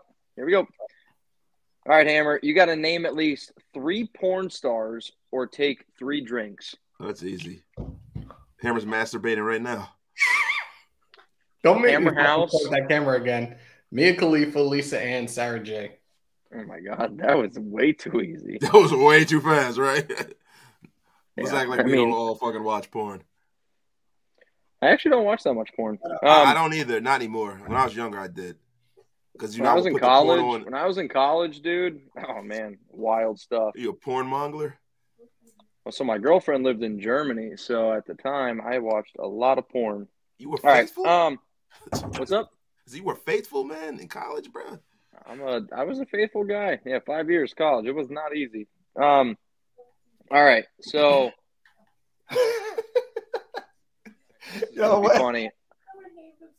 This is gonna be good. All right, so I want the chat to interact on this one, okay? I want the chat to interact. So here's the thing: I can't see the chat because I'm on my phone. I don't have the chat pulled up. So I got to try to predict which one of y'all got the biggest dick. Okay. So hey, whoa. Hey, yo. With that being said, you guys, it was a wonderful night. Yo, good night to all of y'all. I am going to bed now. Yeah. All right, we'll go to the next one. Please. Point way left. Please do. Like, hey, man, you guys want to see somebody get suspect, man? I can get just as suspect as the next guy. Y'all bugging, that's y'all. the game, yo. That's the game. Hold on, what game is this, bro? Do or drink. Simple as that. Yo, what It's definitely a game. It's like made for bachelor parties. I was at a bachelor party and one of the dudes brought this game out, and I'm like, dude, I got to get this. So, oh my god, hey, yeah, man. like the next one is like you would have had to pretend like you're masturbating for 20 seconds or finish your drink. Oh my god, no, this, bro, you do know this is on the internet, right? I mean, that's the point. Yo, I'm gonna be honest with you. I'm going to bed. Yeah. I'm going to bed. I'm too old for this. Fuck you guys. This live is going private as soon as it's over. Shout out to Mitch for coming through and rocking with the channels. Yeah, we love you, Mitch. Appreciate you, bro. Marzell said it's tough and the white boy friends. Wait, Rodney Riggins. He said this that frat boy shit. Yeah, man. But hey, I appreciate you guys, man. For real. We had some fun tonight, even though all the pause worthy shit came out at the end. Hilarious shit. Shout out to everybody here in the building. We appreciate you guys, man. Make sure you subscribe to all the channels. Shout out to my dog Mitch, man. Came through for 2.5 hours to rock with us, bro. That's love, bro. We appreciate you. Everybody go check out Mitch's live for the Super Bowl. I know he's gonna be covering that. Hammer, you gonna be doing the same thing? I don't know. I'm up in the air right now. How many you got in your chat right now? 500. 500. All right. So, I'm gonna ask y'all for a quick favor because for those that are not familiar, we hit 5,000 last week. We're 10 away from 5,100. 10 people. If you're not subscribed to the channel right now, go to Hammer's house and hit that subscribe button, y'all. There we have it. We definitely this is fucking quick too. Definitely wanted to for bro. Never laughed so hard in a while. Hey man, that's what this type of shit. That's what the type. It's all about the laughs, bro. Yeah, man. You know what I'm saying? Hey, at the end of the day, bro, live it up a little bit, man. Everybody want to be so damn serious all the damn time. Ain't nothing wrong with having tomorrow night, y'all. Before I forget, tomorrow night, 10 p.m. Eastern, 7 p.m. Pacific time, UFC 284 rather. We will be live. Pull on up, y'all. Great commentary. Never gotten any complaints over that shit. Pull on up tomorrow night, y'all. Hey, we're gonna end it with this one. We're gonna end it right here. Shout out to Mitch. We're gonna end it with this one right here. Shout out to Don. I got the biggest balls in the chat. There you have it, right? Shout out to Don. Congratulations, bro. Shout out to Rico. Welcome to the vault. Thank you for becoming a new subscriber, brother. Hey, with that being said, man, Mitch, enjoy your day off tomorrow. I'm taking the weekend off unless something pops up. You know what I mean? I don't think it will be. I know Hammer gonna be live tomorrow. I know Waster will probably do something at some point. But with that being said, man, we appreciate you guys, man. We out, man. One.